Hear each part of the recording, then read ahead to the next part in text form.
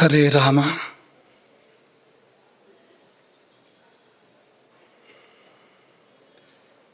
ಯತ್ರೈವ ಯತ್ರೈವ ಮನೋ ಮದೀಯಂ ತತ್ರೈವ ತತ್ರೈವ ತವ ಸ್ವರೂಪಂ.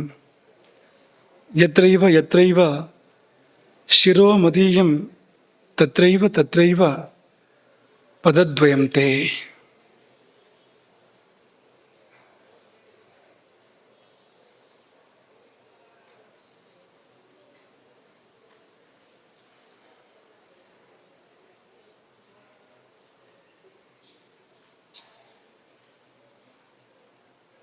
ಅನ್ನಪೂರ್ಣೈ ಸದಾ ಪೂರ್ಣೈ ಶಂಕರ ಪ್ರಾಣವಲ್ಲಭೆ ಜ್ಞಾನ ವೈರಾಗ್ಯ ಸಿದ್ಧ್ಯರ್ಥಂ ಭಿಕ್ಷಾಂ ದೇಹಿ ಚ ಪಾರ್ವತಿ.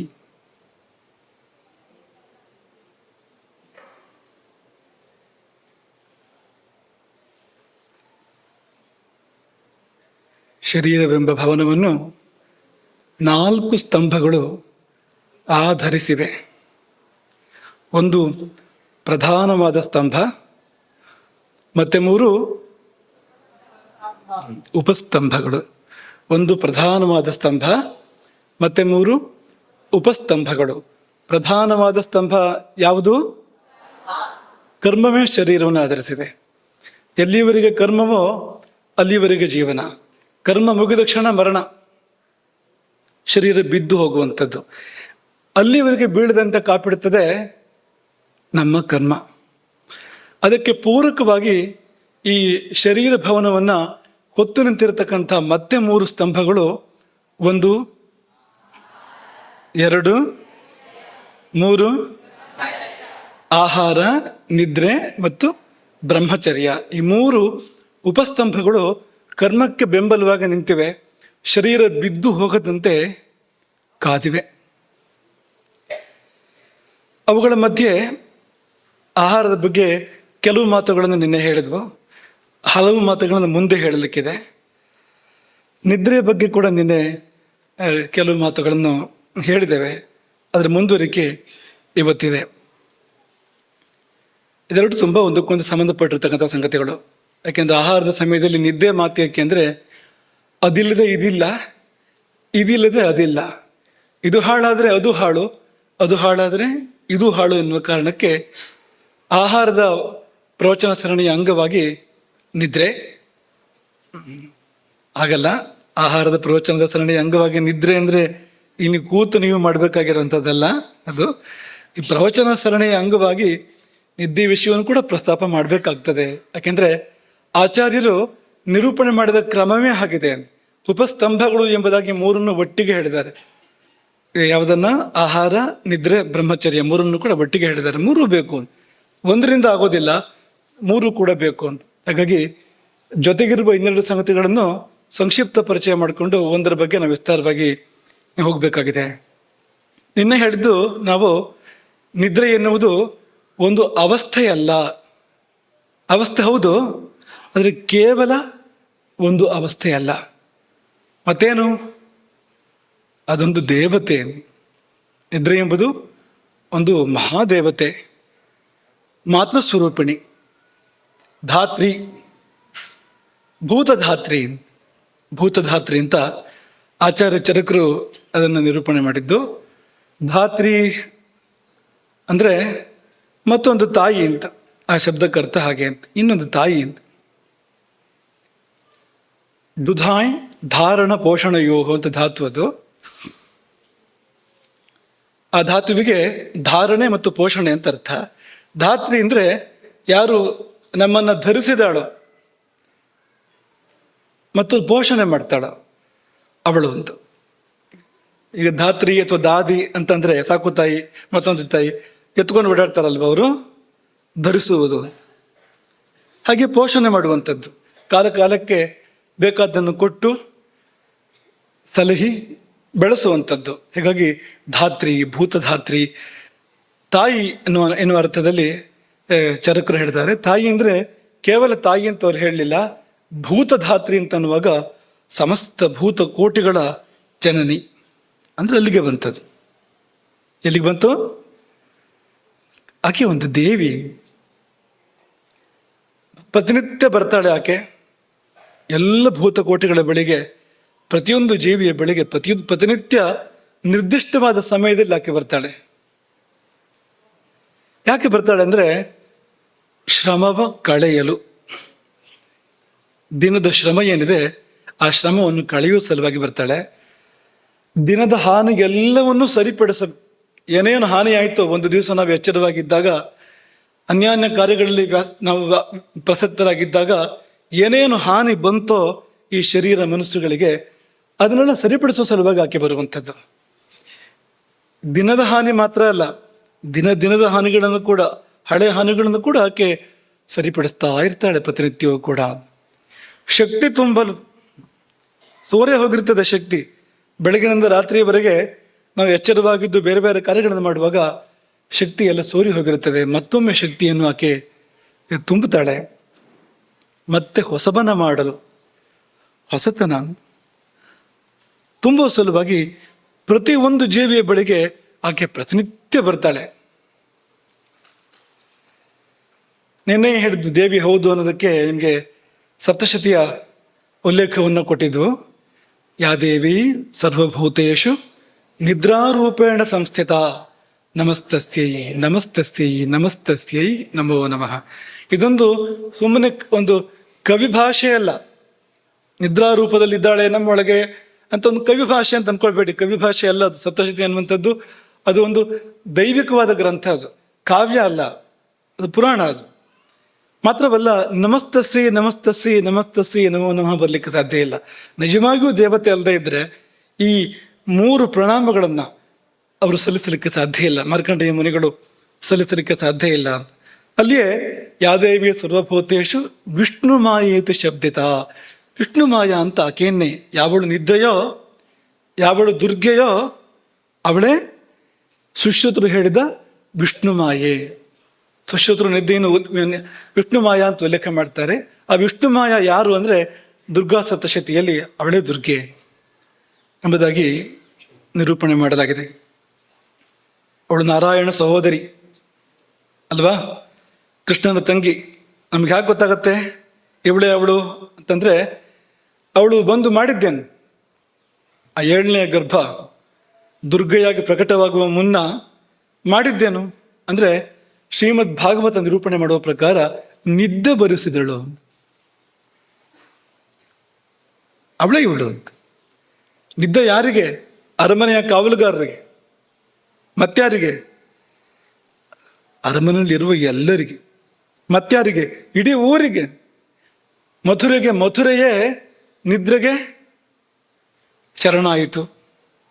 ಏನಪ್ಪ ಅದು, ಯಾರು ಒಬ್ಬರು ಎಚ್ಚರ ಇಲ್ವಾ ಅಂದರೆ ಇವರು ಕೆಲಸ ಮಾಡ್ತಾ ಇದ್ದಾರೆ. ಯಾರು? ಭೂತಧಾತ್ರಿ ಬಂದು ಇಡೀ ಮಥುರೆಯನ್ನು ಮುಸುಕಿದಾಗ ಅಲ್ಲಿ ಯಾರೂ ಎಚ್ಚರವಾಗಿರ್ಲಿಕ್ಕೆ ಸಾಧ್ಯ ಇಲ್ಲ. ಅವಳ ಮುಂದೆ ಯಾರ ಆಟವೂ ಕೂಡ ನಡೆಯೋದಿಲ್ಲ. ಎಷ್ಟರ ಮಟ್ಟಿಗೆ ಆಕೆಯ ಪ್ರತಾಪ ಅಂದರೆ, ಯಶೋದೆಗೆ ಹುಟ್ಟಿದ್ದು ಹೆಣ್ಣೋ ಗಂಡು ಅಂತಲೇ ಗೊತ್ತಾಗಲಿಲ್ಲ. ಯಾವ ತಾಯಿಗೂ ಹಾಗಾಗೋದಿಲ್ಲ, ಯಾವ ತಾಯಿಗೂ ಹಾಗಾಗೋದಿಲ್ಲ. ಹೆಣ್ಣೋ ಗಂಡು ಅಂತ ಗೊತ್ತಾಗಬೇಕಲ್ವಾ. ಶ್ರಮದಿಂದಲೋ ಅಥವಾ ಇನ್ಯಾವ ಕಷ್ಟದಿಂದಲೋ ಮತ್ತೆ ನಿದ್ದೆ ಬರಬಹುದು, ಎಚ್ಚರ ಅಳಿಬಹುದು. ಆದರೆ ಹುಟ್ಟಿದ್ದು ಹೆಣ್ಣೋ ಗಂಡು ಅಂತ ನೋಡದೇ ಇರಲಿಕ್ಕೆ ಸಾಧ್ಯವಾ ಅಂದರೆ ಇಲ್ಲ. ಅಲ್ಲಿ ವಿಷ್ಣು ಮಾಯೆ ಕೆಲಸ ಮಾಡ್ತಾ ಇದ್ದಾಳೆ. ಮುಸುಕಿ ನಿಂಗೆ ಏನೂ ಗೊತ್ತಾಗೋಗಿಲ್ಲ ಅಂತ. ಹಾಗಾಗಿ ಹುಟ್ಟಿದ್ದು ಹೆಣ್ಣು ಮಗು, ಕೃಷ್ಣ ನನ್ನ ಮಗ, ಕೃಷ್ಣ ನನ್ನ ಮಗ ಅಂತ ಆಕೆ ಓಡಾಡಿದ್ಲು ಆಮೇಲೆ ಅಂತ ಸ್ಪಷ್ಟವಾಗಿ ಭಾಗವತ ಉಲ್ಲೇಖವನ್ನು ಮಾಡ್ತದೆ. ಆಕೆಗೆ ಗೊತ್ತೇ ಆಗಲಿಲ್ಲ ಹೆಣ್ಣೋ ಗಂಡು ಅಂತ. ನಾವು ನಂಬೋಕ್ಕೂ ಸಾಧ್ಯ ಇಲ್ಲ. ಹೇಗೆ ಗೊತ್ತಾಗೋದಿಲ್ಲ? ದೊಡ್ಡ ಪ್ರಶ್ನೆಯೇ ಬರ್ತದೆ. ಯಾಕೆ ಗೊತ್ತಾಗಿಲ್ಲ ಅಂದರೆ, ನಿದ್ರಾದೇವಿಯೇ ಆ ರೂಪದಲ್ಲಿ ಬಂದಿದ್ದರಿಂದ ಅವಳೇ ದುರ್ಗೆಯಾಗಿ ಪ್ರಕಟವಾಗ್ತಾಳೆ. ಕಂಸ ಆ ಶಿಶುವನ್ನು ಕೊಲ್ಲಲು ಮುಂದಾದಾಗ ಆತನ ಕೈ ತಪ್ಪಿಸಿ ಆಕಾಶಕ್ಕೆ ನೆಗೆದು ದುರ್ಗೆಯಾಗಿ, ದಶಭುಜ ದುರ್ಗೆಯಾಗಿ ಪ್ರಕಟವಾಗ್ತಾಳೆ. ವಿಂಧ್ಯವಾಸಿನಿ ದೇವಿಯಾಗಿ ಆಕೆ ಪ್ರತ್ಯಕ್ಷವಾಗ್ತಾಳೆ. ನಿನ್ನೆ ನಿಮ್ಗೆ ಇದನ್ನು ಕೂಡ ನೆನಪು ಮಾಡಿದ್ವು. ಬ್ರಹ್ಮ ವೈವರ್ತ ಪುರಾಣ ಸ್ಪಷ್ಟವಾಗಿ ನಿರೂಪಣೆ ಮಾಡಿದೆ ಅದನ್ನ. ಕಾಲಾಗ್ನಿ ರುದ್ರಪತ್ನಿ ಚ ನಿದ್ರಾಸ ಸಿದ್ಧ ಯೋಗಿನಿ. ಕಾಲಾಗ್ನಿ ರುದ್ರನ ಪತ್ನಿ ಆಕೆ. ನಿದ್ರೆ ಆಕೆ ಹೆಸರು ಮತ್ತು ಕಾರ್ಯ. ಸಿದ್ಧಯೋಗಿನಿ, ಇನ್ನೊಂದು ಹೆಸರು ಆಕೆ ಇದ್ದು ಸಿದ್ಧಯೋಗಿನಿ ಅಂತ. ಅಂಥ ಯೋಗಿಯವಳು. ಯಾಕೆಂದರೆ ಯಯಾ ಯೋಗೇನ ರಾತ್ರಿಷು, ತನ್ನ ಯೋಗ ಬಲದಿಂದ ರಾತ್ರಿ ಕಾಲದಲ್ಲಿ ಇಡೀ ಲೋಕವನ್ನೇ ಮಸುಕುತ್ತಾಳೆ ಅವಳು, ಸಮಸ್ತ ಪ್ರಪಂಚವನ್ನೇ ಮಸುಕುತ್ತಾಳೆ. ಯಾರೊಬ್ಬರು ಕೂಡ ತಪ್ಪಿಸ್ಕೊಳ್ಳೋಕೆ ಸಾಧ್ಯ ಇಲ್ಲ ಅನ್ನೋ ಹಾಗೆ ಎಲ್ಲವನ್ನು ಒಟ್ಟಿಗೆ ಆವರಿಸುವಾಗ ಅವಳು ಸಿದ್ಧ ಯೋಗಿನಿ ಆಗಲೇಬೇಕು. ಒಬ್ಬರನ್ನ ಇಬ್ಬರನ್ನ ಅಲ್ವಲ್ಲ, ಒಂದು ದಿನ ಎರಡು ದಿನ ಅಲ್ವಲ್ಲ, ಇಷ್ಟೂ ಮಂದಿಯನ್ನು ಆಕೆ ಆವರಿಸುವಾಗ ಜ್ಞಾನಿಗಳಿಂದ ಅಜ್ಞಾನಿಗಳವರೆಗೆ, ದೊಡ್ಡವರಿಂದ ಸಣ್ಣವರವರೆಗೆ, ಪ್ರಾಣಿ ಪಕ್ಷಿ ಕ್ರಿಮಿ ಕೀಟಗಳವರೆಗೆ ಎಲ್ಲರನ್ನೂ ಆವರಿಸುವಾಗ ಆಕೆ ಸಿದ್ಧ ಯೋಗಿನಿ ಆಗಿರಲೇಬೇಕು. ಯಯ ಯೋಗೇನ ರಾತ್ರಿಷು ಎಂಬುದಾಗಿ ಹೇಳ್ತಾರೆ. ಇಲ್ಲೊಂದು ಸ್ವಾರಸ್ಯ ಇದೆ. ಈ ರುದ್ರ ಅಂದರೆ ಯಾರು? ಕಾಲಾಗ್ನಿ ರುದ್ರನ ಪತ್ನಿ ಎನ್ನುವಾಗ ಯಾರು ರುದ್ರ ಅಂದರೆ ನೀವು ಬೇರೆ ಏನೋ ಹೇಳ್ತೀರಿ. ಈಗ ಅವನು ಕೈಲಾಸದಲ್ಲಿ ವಾಸ ಮಾಡ್ತಾನೆ, ತ್ರಿಶೂಲ ಹಿಡ್ಕೊಂಡು ಓಡಾಡ್ತಾನೆ ಅಂತ ಹೇಳೋಕೆ ಶುರು ಮಾಡ್ತೀರಿ. ಅದಲ್ಲ, ಹತ್ತಿರದಲ್ಲಿ ಹೇಳಿ ಅಂತ. ನಿಮ್ಮೊಳಗೆ ಏನವನು ಅಂತ ಅಂದರೆ ಮಣಿಪೂರ ಚಕ್ರದ ಅಗ್ನಿ ಅವನು ಅಂತ ಅಲ್ವಾ? ಮೂಲಾಧಾರ ಚಕ್ರದಲ್ಲಿ ಭೂಮಿ ಇದೆ, ಸ್ವಾಧಿಷ್ಠಾನ ಚಕ್ರದಲ್ಲಿ ಜಲ ಇದೆ, ಮತ್ತು ಮೇಲಕ್ಕೆ ನಾಭಿಯ ಪರಿಸರದಲ್ಲಿ ಯಾವ ಚಕ್ರ ಇದೆ? ಮಣಿಪೂರ ಚಕ್ರ ಇದೆ. ಆ ಮಣಿಪೂರ ಚಕ್ರದಲ್ಲಿ ನೆಲೆಸಿರುವಂತಹ ಅಗ್ನಿ, ಆ ಚಕ್ರದಲ್ಲಿಯೂ ಪಂಚಭೂತಗಳಲ್ಲಿ ಒಂದಾಗಿರ್ತಕ್ಕಂಥ ಅಗ್ನಿ ಇದೆ. ಆ ಚಕ್ರದ ಸಮೀಪದಲ್ಲಿಯೇ ಜಠರಾಗ್ನಿ ಇದೆ, ಅನತಿ ದೂರದಲ್ಲಿ ಜಠರಾಗ್ನಿ ಇದೆ ಅಂತ. ಅದು ಯಾರಪ್ಪ ಅಂದರೆ ಅದು ಈಶ್ವರನೇ ಹೌದು ಅಂತ ವೇದ ಹೇಳ್ತಲ್ವಾ? ರುದ್ರೋವ ಏಷಃ ಯದಗ್ನಿ. ಅಗ್ನಿ ಅಂದರೆ ಯಾರು ಅಂದರೆ ರುದ್ರೋವ ಏಷಃ, ರುದ್ರನೇ ಅಗ್ನಿ, ಅಗ್ನಿಯೇ ರುದ್ರ ಎನ್ನುವಾಗ ನಿಮಗೆ ಸ್ಪಷ್ಟ ಅದು. ಹೀಗಾಗಿ ಏನು ಇದು ಅಂತಂದರೆ ಹಸಿವುಂಟು ಮಾಡುವಂತಹ ಅಗ್ನಿ ಇದೆಯಲ್ಲ, ಅದೇ ರುದ್ರದೇವ ಅಂತ. ರುದ್ರದೇವನೇ ಅದು ಅಂತ. ಅವನ ಪತ್ನಿ ನಿದ್ರೆಯನ್ನುಂಟು ಮಾಡುವ ಸಿದ್ಧಯೋಗಿನಿ. ಹೀಗೆ ಸಂಬಂಧ ಅದು. ಹಸಿವುಂಟು ಮಾಡುವ ಅಗ್ನಿಯಾಗಿ ರುದ್ರದೇವ, ಅವನ ಪತ್ನಿ ಪಾರ್ವತಿ ಸಿದ್ಧಯೋಗಿನಿ.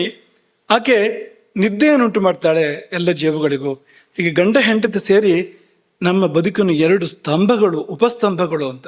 ಆಹಾರ ಮತ್ತು ನಿದ್ದೆ ಎರಡು ಕೂಡ ನಡೆಯುವಂಥದ್ದು, ತುಂಬ ಒಂದಕ್ಕೊಂದು ಸಂಬದ್ಧ. ಮುಂದಕ್ಕೆ ಅದನ್ನು ಸಾಧ್ಯ ಆದರೆ ಸ್ವಲ್ಪ ನೋಡೋಣ ಹೇಗೆ ಪರಸ್ಪರ ಸಂಬಂಧ ಆಹಾರ ಮತ್ತು ನಿದ್ದೆ ಅಂತ. ಇಷ್ಟು ತಿಳ್ಕೊಡಿ, ಗಂಡ ಇಲ್ಲದೆ ಹೆಂಡತಿ ಇಲ್ಲ, ಹೆಂಡತಿ ಇಲ್ಲದೆ ಗಂಡ ಇಲ್ಲ. ಇದು ಭೂಲೋಕ ಅಲ್ಲ, ಕೈಲಾಸ ಲೋಕ. ಯಾಕಂದರೆ ಕೈಲಾಸದಲ್ಲಿ ಹಾಗೆ ಇರುವಂಥದ್ದು. ಭೂಲೋಕದಲ್ಲಿ ಎಲ್ಲವೂ ಆಗ್ತದೆ. ಗಂಡ ಇಲ್ಲದೆ ಹೆಂಡತಿ, ಹೆಂಡತಿ ಇಲ್ಲದೆ ಗಂಡ ಅಂತ ದಿನ ಬೆಳಗಾದರೆ ನಾವು ಅದನ್ನು ನೋಡ್ತಾ ಇರ್ತೇವೆ. ಇಲ್ಲಿ ಅದು ಏನು ಹಾಗೆ ಅಂದರೆ, ನಿಜವಾಗಿ ಗಂಡ ಆದರೆ ಅವನು ಬೇರೆ ಆಗೋದೇ ಇಲ್ಲ. ನಿಜವಾದ ಹೆಂಡತಿ ಆದ ಆಕೆ ಕೂಡ ಬೇರೆ ಆಗೋಕ್ಕೆ ಸಾಧ್ಯ ಇಲ್ಲ. ಒಂದು ಸರ್ತಿ ಆಯಿತು ಅಂದರೆ ಮುಗ್ದೋಯ್ತದು ಅಂತ. ಅದು ನಿಜ ಅಲ್ಲದೆ ಇದ್ದಾಗ ಹೀಗೆಲ್ಲ ಆಗುವಂಥದ್ದು, ಬೇರೆ ಆಗೋದು, ದೂರ ಆಗೋದು. ದೂರ ಆಗೋದು ಅಂದರೆ ಭೌತಿಕವಾಗಿ ದೂರ ಆಗುವಂಥ ವಿಷಯ ಬೇರೆ. ಸೀತೆಗೂ ರಾಮನಿಗೂ ಮಧ್ಯೆ ಮಹಾಸಮುದ್ರವೇ ಇತ್ತು, ಆದರೆ ಆಂತರಂಗಿಕವಾಗಿ ಅವರು ಎಂದೂ ದೂರವಾಗಲೇ ಇಲ್ಲ ಅಂತ. ಅದು ನಿಜವಾದ ದಾಂಪತ್ಯ ಏರ್ಪಟ್ಟಾಗ ಆಗುವಂಥದ್ದು. ಇದು ನಿಜವಾದ ದಾಂಪತ್ಯ. ಹಾಗಾಗಿ ನಿದ್ದೆ ಚೆನ್ನಾಗಿದ್ದರೆ ಹಸಿವು, ಹಸಿವು ಸರಿಯಾಗಿದ್ದು ಆಹಾರದ ವ್ಯವಸ್ಥೆ ಸರಿಯಾಗಿ ನಡೆಯದೆ ಹೋದಾದರೆ ನಿದ್ದೆ ಅಂತ. ಎರಡೂ ಕೂಡ ಪರಸ್ಪರ ತುಂಬ ಸಂಬದ್ಧ ಅಂತ. ನಿನ್ನೆ ಹೇಳಿದ್ದನ್ನು ನೆನಪು ಮಾಡುವಂಥದ್ದು, ರಾತ್ರಿ ಆ ಸಮಯದಲ್ಲಿ ಬಂದರೆ, ಯಾವ ಸಮಯ ಅಂತ ಬಂದು ನಿರೂಪಣೆ ಮಾಡ್ತೇವೆ, ಹೇಳಿದ ಸಮಯ ಇದೆ ರಾತ್ರಿ, ಆ ಸಮಯದಲ್ಲಿ ಬಂದರೆ ಅದು ಭೂತಧಾತ್ರಿ, ಸಿದ್ಧಯೋಗಿನಿ, ಪಾರ್ವತಿ, ವಿಷ್ಣುಮಾಯ. ಅದನ್ನು ಬಿಟ್ಟು ಬೇರೆ ಸಮಯದಲ್ಲಿ ಬಂದರೆ ಅದು ಅದಲ್ಲ. ಮತ್ತೇನು? ಕಾಲರಾತ್ರಿ. ಯಾಕೆಂದರೆ ಈ ಸಿದ್ಧಯೋಗಿನಿಯನ್ನು ವರ್ಣನೆ ಮಾಡುವಾಗ ಸ್ಪಷ್ಟವಾಗಿ ಹೇಳಿದ್ದೇನು? ಸರ್ವಲೋಕಾಹ ಸಮಾಚ್ಛನ್ನಾಹ ಯಯಾ ಯೋಗೇನ ರಾತ್ರಿಷು. ಹಗಲು ಬಂದರೆ ಅದಲ್ಲ, ಸಂಧ್ಯಾಕಾಲದಲ್ಲಿ ಬಂದರೂ ಕೂಡ ಅದಲ್ಲ. ಬಂದಿದ್ದು ಭೂತಧಾತ್ರಿ ಅಲ್ಲ, ಸಂಶಯ ಬೇಡ ಅಂತ. ಅದಲ್ಲ ಅಂತಾದರೆ ಅದು ನಮ್ಮ ಒಳ್ಳೇದಕ್ಕೆ ಬಂದಿದ್ದಲ್ಲ ಅಂತ, ಅದರಿಂದ ನಮ್ಗೆ ಒಳ್ಳೇದಾಗೋದಿಲ್ಲ ಅಂತ. ನಿಜವಾದ ನಿದ್ದೆಯಲ್ಲಿ ಯಾವ್ಯಾವ ಲಾಭಗಳಾಗಬೇಕೋ ಆ ಲಾಭಗಳಾಗೋದಿಲ್ಲ. ಅದರ ಬದಲಿಗೆ ಮಹತ್ತಾದ ನಷ್ಟಗಳು ಉಂಟಾಗ್ತವೆ, ದೊಡ್ಡ ದೊಡ್ಡ ನಷ್ಟಗಳು ಉಂಟಾಗ್ತವೆ. ಅದನ್ನೇ ಚರಕರು ಅಕಾಲೇ ಕಾಲವಲ್ಲದ ಕಾಲದಲ್ಲಿ ಬಂದರೆ ನಿದ್ದೆ, ಅತಿ ಪ್ರಸಂಗಾಚ್ಚ, ಅಥವಾ ಸಕಾಲದಲ್ಲಿ ನಿದ್ದೆ ಬಂದು ಮುಂದುವರೆದರೆ ಅದು ಬ್ರಹ್ಮ ಮುಹೂರ್ತ, ಸಂಧ್ಯಾಕಾಲ, ಪ್ರಾತಃ ಕಾಲ ಹೀಗೆ ಮುಂದುವರೆದರೆ ಅತಿ ಪ್ರಸಂಗ ಅಂತ ಅದನ್ನು ಕರೀತಾರೆ. ಎಲ್ಲಿವರೆಗೆ ಇರಬೇಕಾಗಿತ್ತೋ ಯಾವ ಗಡಿಯವರೆಗೆ ಅದನ್ನು ದಾಟಿ ಮುಂದಕ್ಕೆ ಹೋಗುವಂಥದ್ದು. ಮುಂದಿನ ಭಾಗ ಅದು ಭೂತಧಾತ್ರಿ ಅಲ್ಲ, ಅದು ಸಹಜವಾದ ನಿದ್ರೆ ಅಲ್ಲ, ಅದು ಹಾನಿಕಾರಕವಾಗಿರ್ತಕ್ಕಂಥದ್ದು ಅಂತ. ಹಾಗಾಗಿ ಅಕಾಲೇ ಅತಿಪ್ರಸಂಗಾಚ್ಚ ನಿದ್ರಾ ನಿಷೇವಿತ, ಯಾವ ನಿದ್ದೆ ಅದು ನಮಗೆ ಏರ್ಪಡ್ತದೋ ಅದು ಸುಖಾಯುಷಿ ಪರಾಕುರ್ಯಾತ್, ಈ ಎರಡನ್ನು ಕಿತ್ಕೊಳ್ತದೆ ಅಂತ. ಒಂದು ಸುಖ, ನಮ್ಮ ಸುಖನಾಶಕ್ಕೆ ಇರುವಂಥದ್ದು. ಇನ್ನೊಂದು ಆಯುಸ್ಸನ್ನೇ ನಾಶ ಮಾಡುವಂಥದ್ದು ಕಾಲರಾತ್ರಿ ಎಂಬುದಾಗಿ ಚರಕರು ಹೇಳಿದರು. ಪುನಃ ಅವರು ಯೋಗದ ಸ್ಪರ್ಶವನ್ನಿಟ್ಟು ಇನ್ನೊಂದು ಮಾತನ್ನು ಹೇಳಿದರು. ಸಕಾಲಕ್ಕೆ ಬಂದರೆ ಸೈವ ಯುಕ್ತ ಪುನರ್ಯುಂಕ್ತೆ ನಿದ್ರಾ ದೇಹಂ ಸುಖಾಯುಷ. ಸಕಾಲಕ್ಕೆ ಬಂದಾಗ ಅದು ಭೂತಧಾತ್ರಿಯೇ ಹೌದು, ಸಾಕ್ಷಾತ್ ಜಗಜ್ಜನನಿಯೇ ಹೌದು. ಆಕೆ ಸುಖವನ್ನು ಮತ್ತು ಆಯುಸ್ಸನ್ನು ಕೊಡುತ್ತಾಳೆ. ಅಷ್ಟೇ ಅಲ್ಲ, ಹೆಚ್ಚಿನದನ್ನು ಕೊಡ್ತಾಳೆ. ಪುರುಷಂ ಯೋಗಿನಂ ಸಿದ್ಧ್ಯಾ ಯುಂಕ್ತೆ, ಸಿದ್ಧಿಯನ್ನು ಕೊಡ್ತಾಳೆ, ಸಿದ್ಧಿಗಳನ್ನು ಕೊಡ್ತಾಳೆ, ಪರಮಸಿದ್ಧಿಯನ್ನು ಮೋಕ್ಷವನ್ನು ಕೂಡ ಕೊಡ್ತಾಳೆ. ಧ್ಯಾನವಾಗಿ ಆಕೆ ಪರಿಣಮಿಸ್ತಾಳೆ ಎನ್ನುವ ಮಾತನ್ನು ಕೂಡ ಚರಕರು ಹೇಳಿದ್ದಾರೆ. ನಿದ್ದೆ ಅಂದರೆ ಒಂದೇ ಅಲ್ಲ, ನಿದ್ದೆಯಲ್ಲಿ ಹಲವು ವಿಧಗಳಿದೆ. 7 ವಿಧ ಮುಖ್ಯವಾಗಿ ಹೇಳ್ತಾರೆ. 7 ವಿಧ, 3 ವಿಧ ಹೀಗೆಲ್ಲ ಹೇಳ್ತಾರೆ. ತಮೋಭವ, ಶ್ಲೇಷ್ಮ ಸಮುದ್ಭವ, ಮನುಷ್ಯರೀರ ಶ್ರಮ ಸಂಭವ, ಆಗಂತುಕಿ, ವ್ಯಾಧ್ಯನುವರ್ತಿನಿ, ಹೀಗೆಲ್ಲ ಬೇರೆ ಬೇರೆ ಬಗೆಯಲ್ಲಿ ಹೇಳ್ತಾರೆ. ಕೊಟ್ಟ ಕೊನೆಯದ್ದು ರಾತ್ರಿ ಸ್ವಭಾವ ಪ್ರಭಾವ, ರಾತ್ರಿಯ ಸ್ವಭಾವದಿಂದಲೇ ಹುಟ್ಟಿ ಬರುವಂಥ ನಿದ್ರೆ, ಸಹಜವಾದ ನಿದ್ರೆ ಅಂತೆಲ್ಲ ಹೇಳ್ತಾರೆ. ಅದರಲ್ಲಿ ಒಂದು ಮಾತ್ರ ಒಳ್ಳೆಯದು, ಈ 4 ಕೆಟ್ಟದ್ದು. ಈ 4 ಕೂಡ ಅವೆಲ್ಲ ದುರ್ದೇವತೆಗಳು ಹೊರತು ಅವು ನಮಗೆ ಮಂಗಲ ಕೊಡ್ತಕ್ಕಂಥ ದೇವತೆಗಳಲ್ಲ, ಶುಭವನ್ನು ಕೊಡ್ತಕ್ಕಂಥ ದೇವತೆಗಳಲ್ಲ. ಹಾಗೆ ನಿನ್ನೆ ತಾಮಸ, ರಾಜಸ, ಸಾತ್ವಿಕ ನಿದ್ರೆಗಳ ಬಗ್ಗೆ ಹೇಳಿದ್ದು. ಹಗಲು ಅಂತಿಲ್ಲ, ರಾತ್ರಿ ಅಂತಿಲ್ಲ, ಯಾವಾಗಲೂ ಬರ್ತಾ ಇದ್ರೆ ಅದು ತಾಮಸ ನಿದ್ರೆ. ನೀವು ಕೇಳ್ಬೋದು, ನಿದ್ರೆ ಅಂದರೆ ತಾಮಸ ಅಲ್ವಾ? ತಮೋಗುಣದಿಂದಲೇ ಬರುವಂಥದ್ದು ನಿದ್ದೆ ಅಂದರೆ.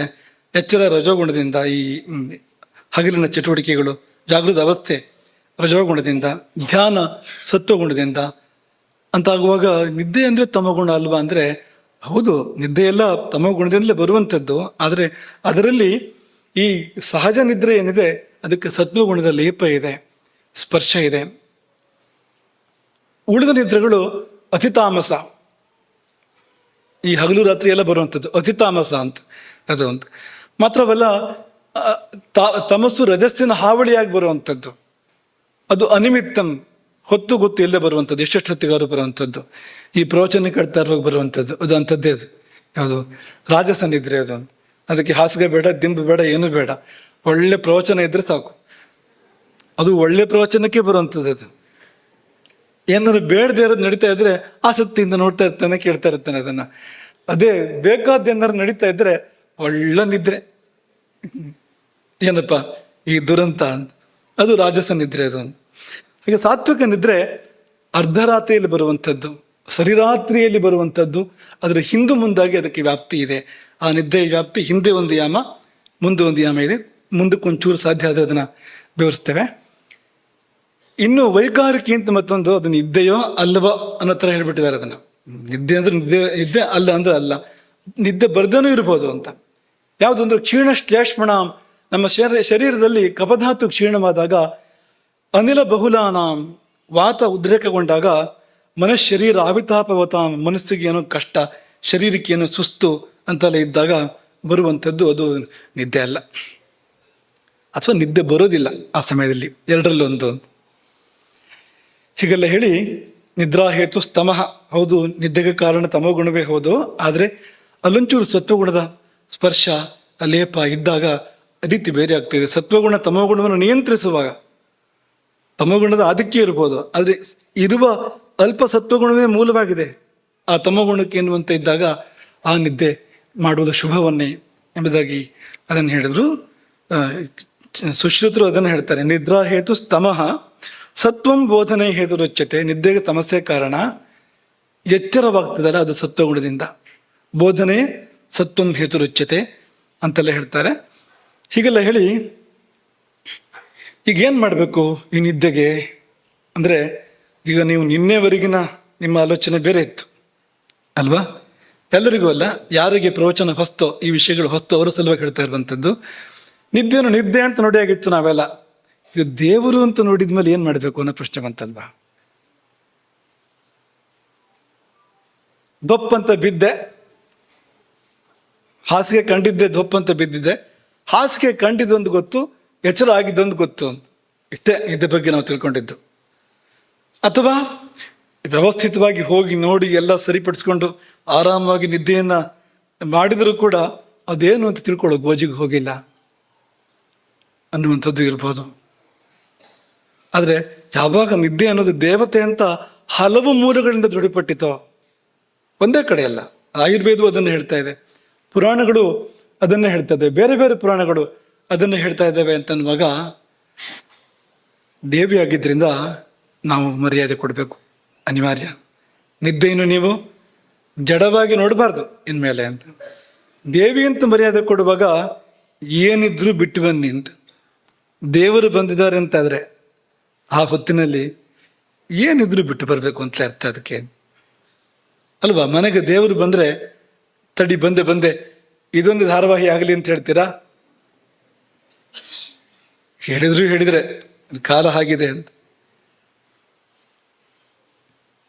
ಮನೆಗೆ ಗುರುಗಳು ಬಂದಿದ್ದಾರೆ, ಪೇಟೆ ಸುತ್ತಕ್ಕೆ ಹೋಗಿದ್ದಾನೆ, ಬರ್ತಾನೆ, ಇನ್ನೇನು ಅಂತ ಹೇಳಕ್ ಸಾಧ್ಯವಾ? ಅದನ್ನು ಮಾಡ್ತಾ ಇದ್ದೆ ನಾವು ಅಂತ. ಯಾವಾಗ ನಾವು ನಿದ್ದೆಯನ್ನು ಮಾಡಬೇಕಾಗಿತ್ತೋ ಅದನ್ನು ಬಿಟ್ಟು ಮತ್ತೇನೇನೇನೋ ಮಾಡ್ತಾ ಇದ್ದೇವೆ, ಬೇಕಾದದ್ದು ಬೇಡದೇ ಇರೋದು ಎಲ್ಲದನ್ನು ಮಾಡ್ತಾ ಇದ್ದೇವೆ. ಆ ಸಮಯದಲ್ಲಿ ದೇವರು ಅಂತಾದರೆ ಹಾಗೆಲ್ಲ ಮಾಡೋಕ್ಕೆ ಸಾಧ್ಯ ಇಲ್ಲ ಅಂತ. ಆ ಸಮಯದಲ್ಲಿ ಇದ್ದು ಬಿಡಬೇಕು, ಸಮಯಕ್ಕೆ ಮುಂಚಿತವಾಗಿ ಇದ್ದು ಬಿಡಬೇಕು ಅಂತ. ನಾವು ಬಂದು ಕೂತ ಮೇಲೆ ಒಬ್ಬೊಬ್ಬರು ಬರ್ತೀರ, ನೀವು ಪ್ರವಚನಕ್ಕೆ ಬಂದು ಕೂತ ನಂತರ ಇಲ್ಲ ಅಲ್ವಾ, ಮೊದಲೇ ಬಂದು ಕೂತಿರ್ತೀರಿ, ಸಮಯಕ್ಕೆ ಮೊದಲಾಗಿ ಬರ್ತೀರಲ್ವಾ. ಹಾಗೆ ಸಮಯಕ್ಕೆ ಮೊದಲಾಗಿ ನಾವು ಸಿದ್ಧತೆ ಮಾಡಬೇಕು ದೇವಿಯನ್ನು ಸ್ವಾಗತಿಸುವ ಸಲುವಾಗಿ. ಮುಂದೆ ನಡೆಯುವುದು ಪೂಜೆ ಹೊರತು ಅದು ಕೇವಲ ಜಡವಾದ ನಿದ್ದೆ ಅಲ್ಲ, ಅದೊಂದು ಬಗೆಯ ಪೂಜೆಯೇ ನಿತ್ಯ ನಡೆಯುವಂಥದ್ದು. ಹಿಂದೊಮ್ಮೆ ಈ ನಿದ್ದೆ ಎಂಬ ಪೂಜೆ ಅಂತ ಕೆಲವು ವರ್ಷಗಳ ಹಿಂದೆ ಒಂದ್ಸಾರಿ ಒಂದು ನವರಾತ್ರಿಯಲ್ಲಿ ಯೋಗ ನಿದ್ರಾ ದೇವಿ, ಮೊದಲನೇ ದಿನ ಯೋಗ ನಿದ್ರಾ ದೇವಿ, ನೀವು ಹೇಳ್ತಾ ಇರೋದಲ್ಲ, ಅದಕ್ಕಿಂತ ಇನ್ನು ಹಿಂದೆ ಬೆಂಗಳೂರಲ್ಲಿ ನವರಾತ್ರಿ ಇದೆ. ಅದೊಂದು ಸಂದರ್ಭದಲ್ಲಿ ಅದು ಒಂದೇನೋ ಒಂದು ಶೀರ್ಷಿಕೆಯ ಪ್ರವಚನವನ್ನು ಮಾಡಿದ್ದು, ವಿಶ್ವಜನನ್ಯ. ಆಗ ಈ ಯೋಗ ನಿದ್ರಾ ದೇವಿ ಮೊದಲನೇ ದುರ್ಗೆ ವರ್ಣನೆ ಮಾಡುವಾಗ ನಿದ್ದೆ ಎಂಬ ಪೂಜೆ ಅಂತ, ನವರಾತ್ರಿ ಪೂಜೆ ಹಾಗೆ ನಿದ್ದೆ ಮಾಡುವಂಥದ್ದು ಅಂತ ಹೇಳಿದ್ವು. ಆದ್ರೆ ಆ ಹಿನ್ನೆಲೆ ಇಟ್ಕೊಂಡು ಮುಂದಿನ ಕೆಲವು ಮಾತುಗಳು ನೋಡಿ. ಪೂಜೆ ಅನ್ನುವಾಗ ಪೂಜಾ ಸ್ಥಾನ ತುಂಬ ಮುಖ್ಯ ಅಲ್ವಾ. ಎಲ್ಲಿ ಪೂಜೆ ಮಾಡಬೇಕು ಅಂತ, ಎಲ್ಲದರಲ್ಲಿ ಪೂಜೆ ಮಾಡೋಕ್ಕೆ ಸಾಧ್ಯ ಇಲ್ಲ. ಯಾವಾಗ ಪೂಜೆ ಮಾಡಬೇಕು ಆವಾಗಲೇ ಪೂಜೆ ಮಾಡಬೇಕು, ಯಾವಾಗಲೂ ಮಾಡೋಕ್ಕೆ ಸಾಧ್ಯ ಇಲ್ಲ. ರಾತ್ರಿ 2 ಗಂಟೆ 3 ಗಂಟೆಗೆ ಪೂಜೆ ಮಾಡ್ತೇನೆ ಅಂದರೆ ಬರೋದು ಭೂತ ಹೊರತು ದೇವರಲ್ಲ ಅಂತ. ದೇವರು ಬರಬೇಕು ಅಂದರೆ ನೀವು ಪ್ರಾತಃ ಕಾಲ ಸಂಗಮ ಕಾಲದಲ್ಲಿ ಪೂಜೆ ಮಾಡಬೇಕು, ಆವಾಗ ದೇವರು ಬರ್ತಾರೆ ಅಂತ ಪೂಜೆಗೆ ಹೇಳಿರ್ತಕ್ಕಂಥ ಕಾಲ ಅದು ಅಂತ. ಹಾಗಾಗಿ ಯಾವಾಗ ಮಾಡಬೇಕು ಆಗಲೇ ಮಾಡಬೇಕು, ಏನು ಸನ್ನಿವೇಶ ಇರಬೇಕು ಆ ಸನ್ನಿವೇಶ ಇರಬೇಕು, ನಾವು ಹೇಗಿರಬೇಕು ಹಾಗಿರಬೇಕು, ಇಷ್ಟು ಇದೆ ಅಂತ. ಸ್ವಲ್ಪ ಧರ್ಮಶಾಸ್ತ್ರವನ್ನು ಅವಲೋಕನ ಮಾಡೋಣ. ಧರ್ಮಶಾಸ್ತ್ರ ಏನು ಹೇಳ್ತದೆ, ಆಯುರ್ವೇದವನ್ನು ನೋಡಿದ್ದಾಯಿತು, ನೋಡಲಿಕ್ಕಿದೆ ಮುಂದಕ್ಕೆ. ಧರ್ಮಶಾಸ್ತ್ರವನ್ನು ಅವಲೋಕನ ಮಾಡಿದರೆ ಇದೆಲ್ಲವನ್ನೂ ಧರ್ಮಶಾಸ್ತ್ರ ಹೇಳುತ್ತೆ. ಮೊಟ್ಟ ಮೊದಲನೇದಾಗಿ ಧರ್ಮಶಾಸ್ತ್ರ ಏನು ಹೇಳುತ್ತೆ ಅಂದರೆ ಶುಚಿರ್ಭೂತನಾಗಿ ನಿದ್ದೆ ಮಾಡು ಅಂತ ಹೇಳುತ್ತೆ. ಯಾಕೆ ಹೇಳಬೇಕು? ಅದು ಪೂಜೆ ಅಂತಲ್ಲದೆ ಇದ್ರೆ ಆ ಮಾತನ್ನು ಯಾಕೆ ಹೇಳಬೇಕು? ಕೈಕಾಲು ತೊಳ್ಕೊಂಡು ನಿದ್ದೆ ಮಾಡು ಅಂತ. ಅದನ್ನು ಹೇಗೆ ಹೇಳಿದೆ ಅಂದರೆ ನಾರ್ದ್ರಪಾದ ಸುಪ್ಯಾತ್, ಅವಸರ ಮಾಡಬೇಡ, ಕೈಕಾಲು ತೊಳ್ಕೊಂಡ್ಮೇಲೆ ಕೈಕಾಲು ಒರೆಸ್ಕೊಂಡು ಆಮೇಲೆ ಮಲಗು, ಹೋಗಿ ನಿದ್ದೆ ಬಂತು ಅಂತ ಹಾಗೆ ಓಡೋಗಿ ಮಲಗಬೇಡ, ಒದ್ದೆ ಕಾಲಲ್ಲಿ ಮಲಗಬೇಡ ಅಂತ ಅನ್ನುವಾಗ ಧ್ವನಿ ಏನಿದೆ ಅಂದರೆ ಕೈಕಾಲು ತೊಳಿಬೇಕು ಮೊದಲು ಅಂತ, ನಿದ್ದೆಗಿಂತ ಮುಂಚಿತವಾಗಿ ಅಂತ. ಮತ್ತು ಏನು ಈಗ ವೇಗಗಳನ್ನ ಇಟ್ಕೋಬಾರ್ದು ಅಂತ, ಮಲಮೂತ್ರಗಳ ವೇಗಗಳನ್ನ ಇಟ್ಕೊಳ್ಬಾರ್ದು ನಿದ್ದೆಗೆ ಹೋಗುವಾಗ. ಅದೆಲ್ಲವನ್ನು ಕಳೆದು ಕೈಕಾಲು ತೊಳೆದು ಶುದ್ಧನಾಗಿ ಬಂದು ನಿದ್ದೆಯನ್ನು ಮಾಡಬೇಕು ಅನ್ನೋದಕ್ಕೋಸ್ಕರವಾಗಿ ವಿಷ್ಣು ಸ್ಮೃತಿ ತನ್ನ ಅದರ 70ನೇ ಅಧ್ಯಾಯದಲ್ಲಿ ಈ ಮಾತುಗಳನ್ನು ಹೇಳ್ತಾ ಇದೆ. ನಾರ್ದ್ರಪಾದ ಸುಪ್ಯಾತ್ ನೋತ್ತರಾಪರ ಶಿರಾಹ. ಹಾಗಂದ್ರೆ ಏನು? ಉತ್ತರಕ್ಕಾಗಲಿ ಪಶ್ಚಿಮಕ್ಕಾಗಲಿ ತಲೆ ಮಾಡಿ ಮಲಗಬಾರ್ದು. ಉತ್ತರಕ್ಕಾಗಲಿ ಪಶ್ಚಿಮಕ್ಕಾಗಲಿ ತಲೆ ಮಾಡಿ ಮಲಗಬಾರ್ದು. ನೋತ್ತರಾಪರ ಶಿರಾಹ. ಯಾವಾಗಲೂ ದಕ್ಷಿಣಕ್ಕೆ ತಲೆ ಮಾಡಿ ಮಲಗಬಾರ್ದು ಅಂತ ಹೇಳಿ, ದಕ್ಷಿಣಕ್ಕೆ ತಿರುಗಿ ಕೂತ್ಕೊಂಡು ಪೂಜೆ ಮಾಡಬೇಡ, ಇನ್ನೊಂದು ಮಾಡಬೇಡ ಅಂತ ಹೇಳೋರು. ಇಲ್ಲಿ ಯಾಕೆ ಉತ್ತರ ಅಂತ ಹೇಳ್ತೀರಿ ಅಂದರೆ ಮುಖ ದಕ್ಷಿಣಕ್ಕಾಗತ್ತೆ. ಉತ್ತರಕ್ಕೆ ತಲೆ ಮಾಡಿ ಮಲಗಿದ್ರೆ ದೃಷ್ಟಿ ಮುಖ ದಕ್ಷಿಣಕ್ಕೆ ಹೋಗ್ತಾ ಇರುತ್ತೆ. ಆ ಕಾರಣಕ್ಕೋಸ್ಕರವಾಗಿ ಆ ಮಾತು ಅದು. ಹಾಗಾಗಿ ನೋತ್ತರಾಪರ ಶಿರಾಹ. ಇದನ್ನೇ ಆಚಾರ ಮಯೂಖ ಮಾರ್ಕಂಡೇಯ ಮಹರ್ಷಿ ಅಲ್ಲಿಂದ ಬಂದಿರತಕ್ಕಂಥದ್ದು. ಅವ್ರು ಹೇಳುವ ಮಾತು, ಮಾರ್ಕಂಡೇಯರ ಮಾತು, ಪ್ರಾಕ್ಷಿರಶೇನೆ ವಿದ್ಯಾ ಧನಂ. ನೀವು ಪೂರ್ವಕ್ಕೆ ತಲೆ ಮಾಡಿ ಮಲಗಿದ್ರೆ ಸಂಪತ್ತು ಬರ್ತದೆ ನಿಮಗೆ, ಯಾಕೆ ಬಿಡ್ತೀರಿ? ಅನಾಯಾಸವಾಗಿ ಬರುವಂಥದ್ದು, ಮಲ್ಕೊಂಡು ಬರುವಂಥದ್ದು, ಯಾಕೆ ಬಿಡ್ಬೇಕು ನೀವು?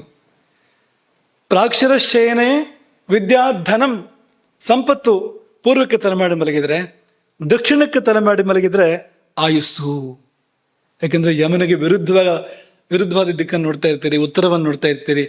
ಉತ್ತರ ಅಂದ್ರೆ ಸ್ವರ್ಗದ ದಿಕ್ಕು, ಅದು ಆಯುಸ್ಸಿನ ದಿಕ್ಕು. ಅದು ದಕ್ಷಿಣ ಮೃತ್ಯುವಿನ ದಿಕ್ಕು. ದಕ್ಷಿಣಕ್ಕೆ ವಿರುದ್ಧ ಅಂದ್ರೆ ಆಯುಸ್ಸಿನ ದಿಕ್ಕು ಆಗಬೇಕು ಅದು. ಹಾಗಾಗಿ ಆಯುಷ್ಯ ದಕ್ಷಿಣೆ ಅಂತ, ದಕ್ಷಿಣಕ್ಕೆ ತಲೆ ಮಾಡಿ ಮಲಗಿದ್ರೆ ಆಯುಸ್ಸು ಪ್ರಾಪ್ತ ಆಗುವಂಥದ್ದು. ಹಾಗೆ ಮಲಗದಲ್ಲೇ ಆಯುಸ್ಸನ್ನು ಹೆಚ್ಚು ಮಾಡೋದು ಕಲ್ತ್ಕೊಳ್ಳಿ ಅಂತ, ಸುಲಭವಾದ ದಾರಿ ಇದೆ ಅಂತ. ಪಶ್ಚಿಮಕ್ಕೆ ತಲೆ ಹಾಕಿ ಮಲಗಿದ್ರೆ ಏನಾಗ್ತದೆ ಅಂತ ಕೇಳಿದ್ರೆ ಪ್ರಬಲ ಚಿಂತೆ ಜಾಸ್ತಿ ಆಗ್ತದೆ. ಇಲ್ಲದಿದ್ರೆ ಚಿಂತೆ ಬರ್ತದೆ, ಚಿಂತೆ ಇಲ್ಲದೆ ಇದ್ರೆ ಚಿಂತೆ ಮಾಡಬೇಡಿ, ಚಿಂತೆ ಬರ್ತದೆ. ಚಿಂತೆ ಇದ್ದರೆ ಇದ್ದ ಚಿಂತೆ ಪ್ರಬಲ ಆಗ್ತದೆ ಅಂತ. ಪಶ್ಚಿಮೆ ಪ್ರಬಲ ಚಿಂತ, ಉತ್ತರಕ್ಕೆ ಹಾನಿ ಮತ್ತು ಮೃತ್ಯು. ಇದು ಉತ್ತರಕ್ಕೆ ತಲೆ ಮಾಡಿ ಮಲಗಿದಾಗ ಆಗುವಂಥದ್ದು. ಹಾಗಾಗಿ ದಿಕ್ಕಿನ ಬಗ್ಗೆ ಎಚ್ಚರವನ್ನು ವಹಿಸಬೇಕು. ಆಚಾರ ಸಾರದಲ್ಲಿ ಅಂತೂ ಎಲ್ಲಿವರೆಗೆ ಹೇಳಿದಾರೆ ಅಂದ್ರೆ, ಶುಚಿಂ ದೇಶಂ, ಶುದ್ಧವಾದ ಸ್ಥಳದಲ್ಲಿ ಮಲಗು, ಅಶುದ್ಧವಾದ ಸ್ಥಳದಲ್ಲಿ ಮಲಗಬೇಡ. ಯಾಕೆಂದ್ರೆ ಭೂತಧಾತ್ರಿ ಬರೋಕೆ ಆಗೋದಿಲ್ಲ ಅಲ್ಲಿಗೆ, ಅಶುದ್ಧ ಆಗಿದ್ರೆ ಅವಳು ಬರೋದೇ ಇಲ್ಲ ಅಂತ. ಅವಳು ಬರದೇ ಇದ್ರೆ ಇನ್ಯಾವುದು ದುರ್ದೇವತೆ ಬರಬೇಕಾಗ್ತದೆ ಆ ಸ್ಥಳಕ್ಕೆ ಅಂತ. ಅದು ಬಂದ್ರೆ ಹಾನಿಯನ್ನೇ ಮಾಡುವಂಥದ್ದು. ಹಾಗಾಗಿ ದೇವಿ ಬರಲಿಕ್ಕೆ ಅನುಕೂಲವಾಗಿರುವಂಥ ಸ್ಥಳದಲ್ಲಿ ಮಲಗಬೇಕು ನಾವು ಅಂತ. ಹಾಗಾಗಿ ಶುಚಿಂ ದೇಶಂ, ವಿವಿಕ್ತಂತು, ಏಕಾಂತ ಇರಲಿ, ಗಲಾಟೆ ಇರಬಾರ್ದು, ಶಾಂತವಾದ ಸ್ಥಳದಲ್ಲಿ ಪೂಜೆ ಮಾಡಬೇಕು ಹೊರತು ಸಂತೆ ಮಧ್ಯದಲ್ಲಿ ಪೂಜೆ ಮಾಡೋಕೆ ಸಾಧ್ಯ ಇಲ್ಲ. ಹಾಗಾಗಿ ವಿವಿಕ್ತಂ, ಏಕಾಂತ. ಗೋಮಯೇನೋಪಲೇಪಯೇತ್. ಪೂಜೆ ಮಾಡುವಾಗ ಮೊಟ್ಟ ಮೊದಲ ಕಾರ್ಯ ಏನು ಅಂದ್ರೆ, ಭೂಮಿಗೆ ಗೋಮಯದಿಂದ ಲೇಪನ ಮಾಡಬೇಕು, ಸಾರಿಸ್ಬೇಕು, ಸಗಣಿ ಸಾರಿಸ್ಬೇಕು. ಸಾರಿಸದೆ ಪೂಜೆ ಮಾಡೋ ಹಾಗಿಲ್ಲ. ಯಾವುದೇ ಪೂಜೆ ಮಾಡುವಾಗ ಭೂಶುದ್ಧಿ ಮೊಟ್ಟ ಮೊದಲ ಕರ್ತವ್ಯ. ಭೂಮಿ ಶುದ್ಧವಾಗದಿದ್ರೆ ಮಾಡಿದ ಯಾವ ಕರ್ಮವೂ ಕೂಡ ಶುದ್ಧವಾಗೋದಿಲ್ಲ. ಹಾಗಾಗಿ ಮೊಟ್ಟ ಮೊದಲು ಭೂಶುದ್ಧಿಯನ್ನ ಮಾಡ್ಕೋಬೇಕು. ಹಾಗಾಗಿ ಗೋಮಯ ಲಿಪ್ತವಾದ ಅಂದ್ರೆ ಸಗಣಿ ಸಾರಿಸಿದ ಸ್ಥಳದಲ್ಲಿ ಮಲಗು. ಅಂದ್ರೆ ಇಂಥ ಜಾಗದಲ್ಲಿ ಏನಪ್ಪ ಮಾಡಬೇಕು? ನಾವು ನಮ್ಮ ಪೂರ್ವಜರು ಯಾಕೆ ಹಾಗೆ ಇಟ್ಕೊಂಡಿದ್ರು ತಮ್ಮ ಮನೆಗಳನ್ನ ಸಗಣಿ ಸಾರಿಸುವಂತ ಇಟ್ಕೊಂಡಿದ್ರು ಅಂತಂದ್ರೆ ಕಾರಣಗಳು ಇಂಥದ್ದು. ಒಳ್ಳೆ ಸ್ಥಳದಲ್ಲಿ ಮಲಗಬೇಕಲ್ವಾ? ಅದಕ್ಕೆ ಎಂಥ ಭವ್ಯ ಭವನಕ್ಕಿಂತಲೂ, ಇಂದ್ರಭವನ ಚಂದ್ರಭವನಕ್ಕಿಂತ ಶ್ರೇಷ್ಠವಾಗಿರುವಂಥದ್ದು ಸಗಣಿ ಸಾರಿಸಿರ್ತಕ್ಕಂಥ ಸ್ಥಳ ಅಂತ, ನಿದ್ರೆಗೆ ಅಂತ. ಯಾಕೆಂದ್ರೆ ಅದೊಂದು ಪೂಜೆ ಅಂತ. ಮುಂದುವರೆದು ಪ್ರಾಗುದಕ್ ಪ್ರವಣೆ ಅಂತ. ಸಾಧ್ಯವಾದ್ರೆ ನೀವು ಮಲಗುವ ಭೂಮಿ ಇದೆಯಲ್ಲ, ಅದು ಪೂರ್ವಕ್ಕೋ ಅಥವಾ ಉತ್ತರಕ್ಕೋ ತಗ್ಗಿರ್ಲಿ ಅಂತ, ಅಂಥ ಭೂಮಿಯಲ್ಲಿ ಮಲಗುವಂತ. ಪೂರ್ವ ತಗ್ಗು ಅಥವಾ ಉತ್ತರ ತಗ್ಗಿನ ಭೂಮಿ ಆದ್ರೆ ಒಳ್ಳೆಯದು. ನೀನು ತಲೆ ಹಾಕ್ಬೇಕಾದ್ರೂ ಕೂಡ ಹುಷಾರಿಯಾಗಿ ಪೂರ್ವಕ್ಕೆ ಮತ್ತು ದಕ್ಷಿಣಕ್ಕೆ ತಲೆ ಹಾಕಿ ಮಲಗಬೇಕು ಅನ್ನೋದನ್ನು ಹೇಳ್ತಾರೆ ಅವರು.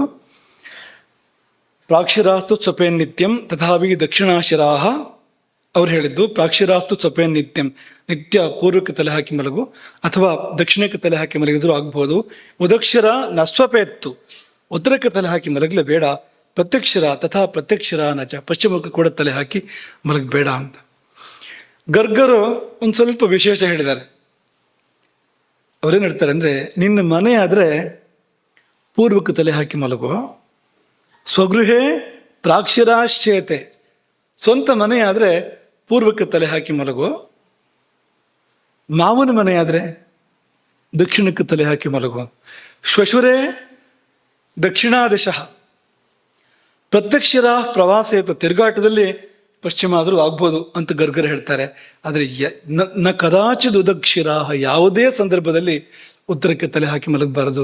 ಈಶ್ವರ ಬಂದು ತಲೆ ತಗೊಂಡು ಹೋಗ್ತಾನೆ ಕತ್ತರಿಸಿ, ಉತ್ತರಕ್ಕೆ ತಲೆ ಹಾಕಿ ಮಲಗಿದ್ರೆ. ನಮ್ಮ ಚಿಕ್ಕ ವಯಸ್ಸಲ್ಲಿ ಹಿರಿಯರು ನಮ್ಗೆ ಇದನ್ನ ಹೇಳ್ತಾ ಇದ್ರು, ಉತ್ತರಕ್ಕೆ ತಲೆ ಹಾಕಿ ಮಲಗಬೇಡ ಅಂತ. ಯಾಕೆ ಅಂತ ಕೇಳಿದ್ರೆ, ಈಶ್ವರ ಬಂದು ಕತ್ತರಿಸಿ ತಗೊಂಡು ಹೋಗ್ತಾನೆ ಅದನ್ನ ತಲೆಯನ್ನ. ಗಣಪತಿ ತಲೆ, ಆನೆ ತಲೆ ಕತ್ತರಿಸ್ಕೊಂಡು ತಗೊಂಡು ಹೋಗಿಲ್ವಾ? ಗಣಪತಿಗೆ ತಲೆ ಜೋಡಿಸ್ಬೇಕು ಅನ್ನೋ ಸಂದರ್ಭ ಬಂದಾಗ, ಗಣಪತಿ ತಲೆಯನ್ನು ಕತ್ತರಿಸಿ ತಲೆ ಜೋಡಿಸ್ಬೇಕು ಅಂತ ಬಂದಾಗ ಯಾರ ತಲೆ ಕತ್ತರಿಸಿದ್ರೆ ಉತ್ತರಕ್ಕೆ ತಲೆ ಹಾಕಿ ಮಲಗೋದು ಯಾರು ಅಂತ ಹುಡುಕಿದ್ನಂತೆ. ಒಂದು ಆನೆ ಉತ್ತರಕ್ಕೆ ತಲೆ ಹಾಕಿ ಮಲಗಿತ್ತು. ಅವತ್ತಿನ ಕಾಲ ಚೆನ್ನಾಗಿತ್ತು, ಯಾರು ಉತ್ತರಕ್ಕೆ ತಲೆ ಹಾಕಿ ಮಲಗ್ತಾ ಇರಲಿಲ್ಲ. ಒಂದು ಆನೆ ಉತ್ತರಕ್ಕೆ ತಲೆ ಹಾಕಿ ಮಲಗಿತ್ತು, ಕತ್ತರಿಸ್ಕೊಂಡು ಹೋದ ಅದನ್ನು ಅಂತ. ಹಾಗಾಗಿ ಹೇಳಕ್ ಬರೋದಿಲ್ಲ, ಅಂತ ಯೋಗ ಬಂದ್ರು ಮತ್ತು ನಾವೇ ಗಣಪತಿ ಆಗ್ಬೋದು ಆಗ. ತಲೆ ನಾವೇ ಅಂತ ಗಣಪತಿ ಅಂತ ಹಾಗಾಗ್ಬೋದು ನೋಡಿ ಅಂತ. ಮುಂದುವರೆದು ವಿಷ್ಣು ಸ್ಮೃತಿ ಹೇಳುವಂಥದ್ದು ನಗ್ನಃ ಅಂತ. ವಸ್ತ್ರ ಇಲ್ಲದೆ ಮಲಗಬಾರ್ದು. ಸ್ನಾನಕ್ಕೂ ಇದೆ ನಿಯಮ.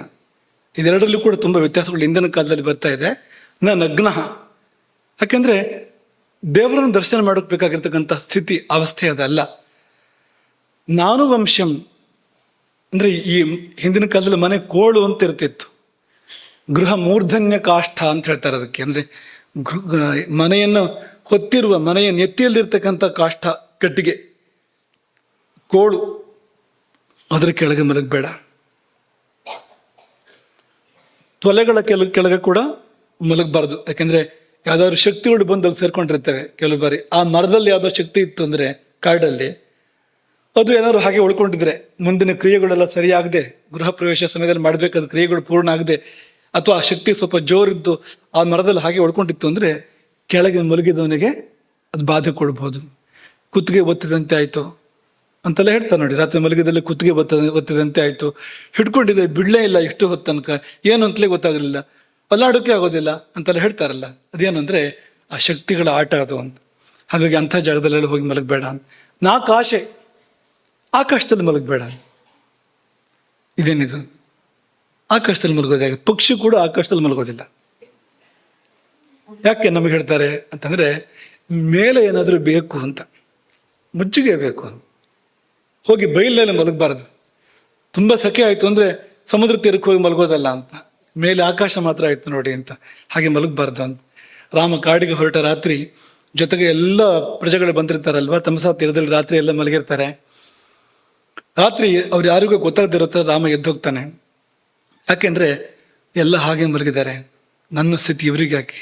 ಆಕಾಶ ಅಂತ, ಮರ ಗಿಡಗಳ ಬುಡದಲ್ಲಿ ಮೇಲೆ ಆಕಾಶ, ಆ ಥರ ಮಲಗಿದ್ದಾರೆ. ಈ ಸ್ಥಿತಿ ನನ್ನ ಪ್ರಜೆಗಳಿಗೆ ಬರಬಾರದು.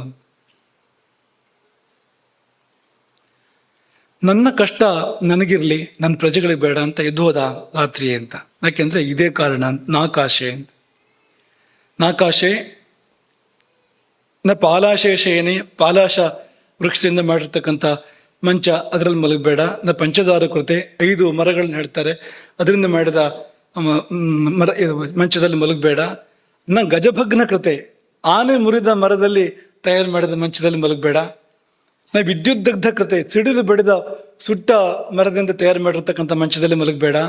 ಭಿನ್ನೆ, ಮುರಿದಿದ್ದಲ್ಲಿ ಮಲಗಬೇಡ. ಅಗ್ನಿಸ್ಪೃಷ್ಟೆ, ಬೆಂಕಿ ತಾಗಿದ ಆ ಮಂಚದಲ್ಲಿ ಮಲಗಬೇಡ. ಘಟಸಿಕ್ತ ದ್ರುಮಜೈ ಅಂದ್ರೆ ಈ ನೀರು ಹಾಕಿ ಬೆಳೆಸಿದ ಮರದಿಂದ ತಯಾರು ಮಾಡಿದ ಮಂಚ, ಯಾರೋ ನೀರು ಹಾಕಿ ಬೆಳೆಸಿದ್ದು ಪ್ರೀತಿಯಿಂದ, ಅದನ್ನು ಕುಡಿದು ತಂದಿದ್ರೆ ಆ ಮಂಚದಲ್ಲಿ ಮಲಗಬೇಡ. ಚಪಲ ಮಧ್ಯೆ, ಚಂಚಲ ವ್ಯಕ್ತಿಗಳ ಮಧ್ಯೆ ಮಲಗಬೇಡ. ಯಾಕೆಂದ್ರೆ ಅವರಿಗೂ ನಿದ್ದೆ ಇಲ್ಲ, ನಿನಗೂ ಇಲ್ಲ ಅಂತ ಆಗ್ತದೆ ಆಮೇಲೆ. ಹಾಗಾಗಿ ಕಪಿಗಳಂತೆ ಇರುವಂಥ ಚಂಚಲರು, ಅಂಥವ್ರ ಮಧ್ಯದಲ್ಲಿ ಮಲಗಬೇಡ ಅಂತ ಪ್ರತ್ಯೇಕ ಹೇಳಬೇಕಾಗಿಲ್ಲ. ಸ್ಮಶಾನ ಶೂನ್ಯಾಲಯ ದೇವತಾಯತನೇಶು, ಸ್ಮಶಾನದಲ್ಲಿ ಮಲಗಬೇಡ, ಭೂತ ಪ್ರೇತಗಳ ಆವಾಸ ಸ್ಥಾನ. ಅಲ್ಲಿ ಬಂದರೆ ಸ್ಮಶಾನ ಕಾಳಿ ಬರ್ಬೋದು ಅಷ್ಟೇ ಹೊರತು ಈ ಭೂತದಾತ್ರಿ ಬರೋಕ್ಕೆ ಕಷ್ಟ ಇದೆ ಅಲ್ಲಿ. ಶೂನ್ಯಾಲಯ ಅಂದ್ರೆ ಹಾಳು ಬಿದ್ದ ಮನೆಯಲ್ಲಿ ಮಲಗಬೇಡ. ಒಂದೇ ಕಾರಣಗಳು ಇದಕ್ಕೆಲ್ಲ. ದೇವತಾಯತನೇಶು, ದೇವರ ಕೋಣೆಯಲ್ಲಿ ಅಥವಾ ದೇವಸ್ಥಾನದಲ್ಲಿ ಮಲಗಬೇಡ. ಯಾಕೆಂದ್ರೆ ದೇವರು ಸಂಚಾರ ಮಾಡಬೇಕು ಅಲ್ಲಿ, ನೀನೆಷ್ಟು ಪವಿತ್ರನೋ ಅಪವಿತ್ರನೋ. ಮತ್ತೆ ಗಣಗಳು ಸಂಚಾರ ಮಾಡ್ಬೋದು ಅಲ್ಲಿ, ಆ ದೇವರ ಗಣಗಳು ಸಂಚಾರ ಮಾಡ್ಬೋದು, ಅಲ್ಲಿ ಮಲಗಬೇಡ ಅಂತೆಲ್ಲ ಹೇಳಿ ಇನ್ನೂ ಅನೇಕ ಇದೆ. ಧಾನ್ಯ ಗೋ ಗುರು ಹುತಾಶನ ಸುರಾಣಾಮಪರಿ ಅಂತಂದ್ರೆ ಧಾನ್ಯಗಳ ಮೇಲೆ ಆಗ್ಬಾರ್ದು. ಧಾನ್ಯ ಲಕ್ಷ್ಮಿ ಇದು. ಗೋವಿನ ಮೇಲಕ್ಕೆ ಮಲಗಬೇಡ ಅಂದ್ರೆ ಗೋವಿನ ಬೆನ್ನ ಮೇಲೆ ಮಲಗಬೇಡ ಅಂತಲ್ಲ. ಅಟ್ಟ ಮಾಡಿಕೊಂಡು ಕೆಳಗಡೆ ಗೋವಿದೆ, ಮೇಲ್ಗಡೆ ಮಲಗುವಂಥದ್ದು, ಅಥವಾ ಧಾನ್ಯ ಕೆಳಗಿದೆ, ಅಟ್ಟದ ಮೇಲೆ ಮಲಗುವಂಥದ್ದು ಮಾಡಬಾರ್ದು ಅದನ್ನು ಅಂತ. ಹಾಗಾಗಿ ಧಾನ್ಯಗಳ ಮೇಲೆ, ಗೋವುಗಳ ಮೇಲೆ, ಗುರುಗಳು ಕೆಳಗೆ ಮಲಗಿದ್ದಾರೆ, ನಾನು ಮೇಲೆ ಮಲಗ್ತೀನಿ ಅಲ್ಲ, ಸರಿಯಲ್ಲ. ಹುತಾಶನ, ಬೆಂಕಿ ಮೇಲೆ ಮಲಗಬೇಡ. ಅದರಲ್ಲಿ ಕೂಡ ಯಜ್ಞಾಗ್ನಿ ಅಂಥದ್ರ ಮೇಲೆ ಮಲಗಬೇಡ. ಸುರಾಣ ಮಪರಿ, ಕೆಳಗೆ ದೇವ್ರ ಕೋಣೆ ಅಥವಾ ದೇವರುಗಳಿದ್ದ ಕೆಳಗಡೆಗೆ ಅಂದರೆ ಮೇಲ್ಗಡೆ ಮಲಗಬೇಡ. ಇದೆಲ್ಲ ಒಳ್ಳೆಯದಲ್ಲ, ಅವಮಾನ ಆ ಶಕ್ತಿಗಳಿಗೆ ಅದು ಅಂತ. ನೋಚ್ಛಿಷ್ಟ, ಎಂಜಲಾಗಿ ಮಲಗಬೇಡ ಅಂತ. ಅಂದರೆ ಊಟ ಮಾಡಿ ಕೈ ತೊಳ್ಕೊಳ್ಬೇಕು ಅಂತ. ಯಾಕೆ ಇದನ್ನೆಲ್ಲ ಹೇಳ್ತೀರಿ? ನಾವು ಕೈ ತೊಳ್ಕೊಳ್ತೇವೆ, ನಾವು ಊಟ ಆದಮೇಲೆ ಕೈ ತೊಳ್ಕೊಳ್ಳೋದೇ ಇರ್ತೇವೆ ಅಂದರೆ ಅಂಥ ಉಪದಿಗಳು ಇರ್ತಾರೆ. ಹಾಗೆ ಒರೆಸ್ಬಿಡೋದು ಊಟ ಆದಮೇಲೆ, ಹೀಗೋ ಅಥವಾ ಇನ್ಯಾರಿಗೋ ಒರೆಸ್ಬಿಟ್ರೆ ಆಯಿತು ಅಂತ.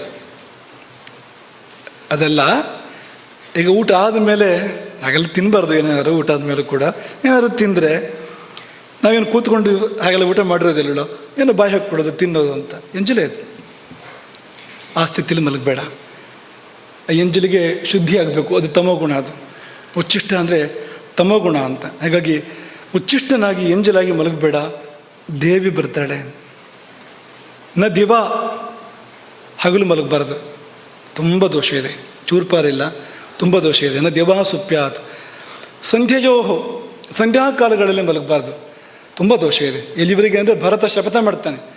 ಕೌಸಲ್ಯ ಶಂಕೆ ಮಾಡಿದಾಗ ಭರತ ಶಪಥ ಮಾಡುವಾಗ ಹೇಳಿದ ಮಾತಿದೆ, ರಾಮ ಕಾಡಿಗೆ ಹೋಗಿದ್ದು ಸಮ್ಮತ ಆದರೆ ಸಂಧ್ಯಾಕಾಲದಲ್ಲಿ ಮಲಗಿದ ದೋಷ ಬರಲಿ ನನಗೆ ಅಂತ. ಅಂದರೆ ಎಷ್ಟು ದೊಡ್ಡ ದೋಷ ಆಗಿರಬೇಕದು.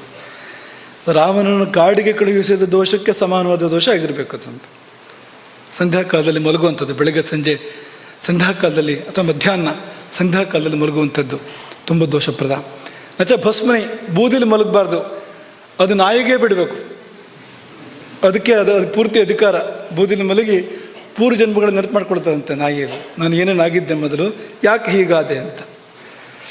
ಇನ್ನು ಮಾತ್ರ ನಾನು ಎಂಜಲಿ ಬಾಯಿ ಹಾಕೋದಿಲ್ಲ, ನಾನು ಗೌರವದಿಂದ ಇರ್ತೇನೆ, ಜಮೀನ್ದಾರಾಗಿದ್ದೆ ಮೊದಲು ಅಂತೆಲ್ಲ ಯೋಚನೆ ಮಾಡ್ತದಂತೆ.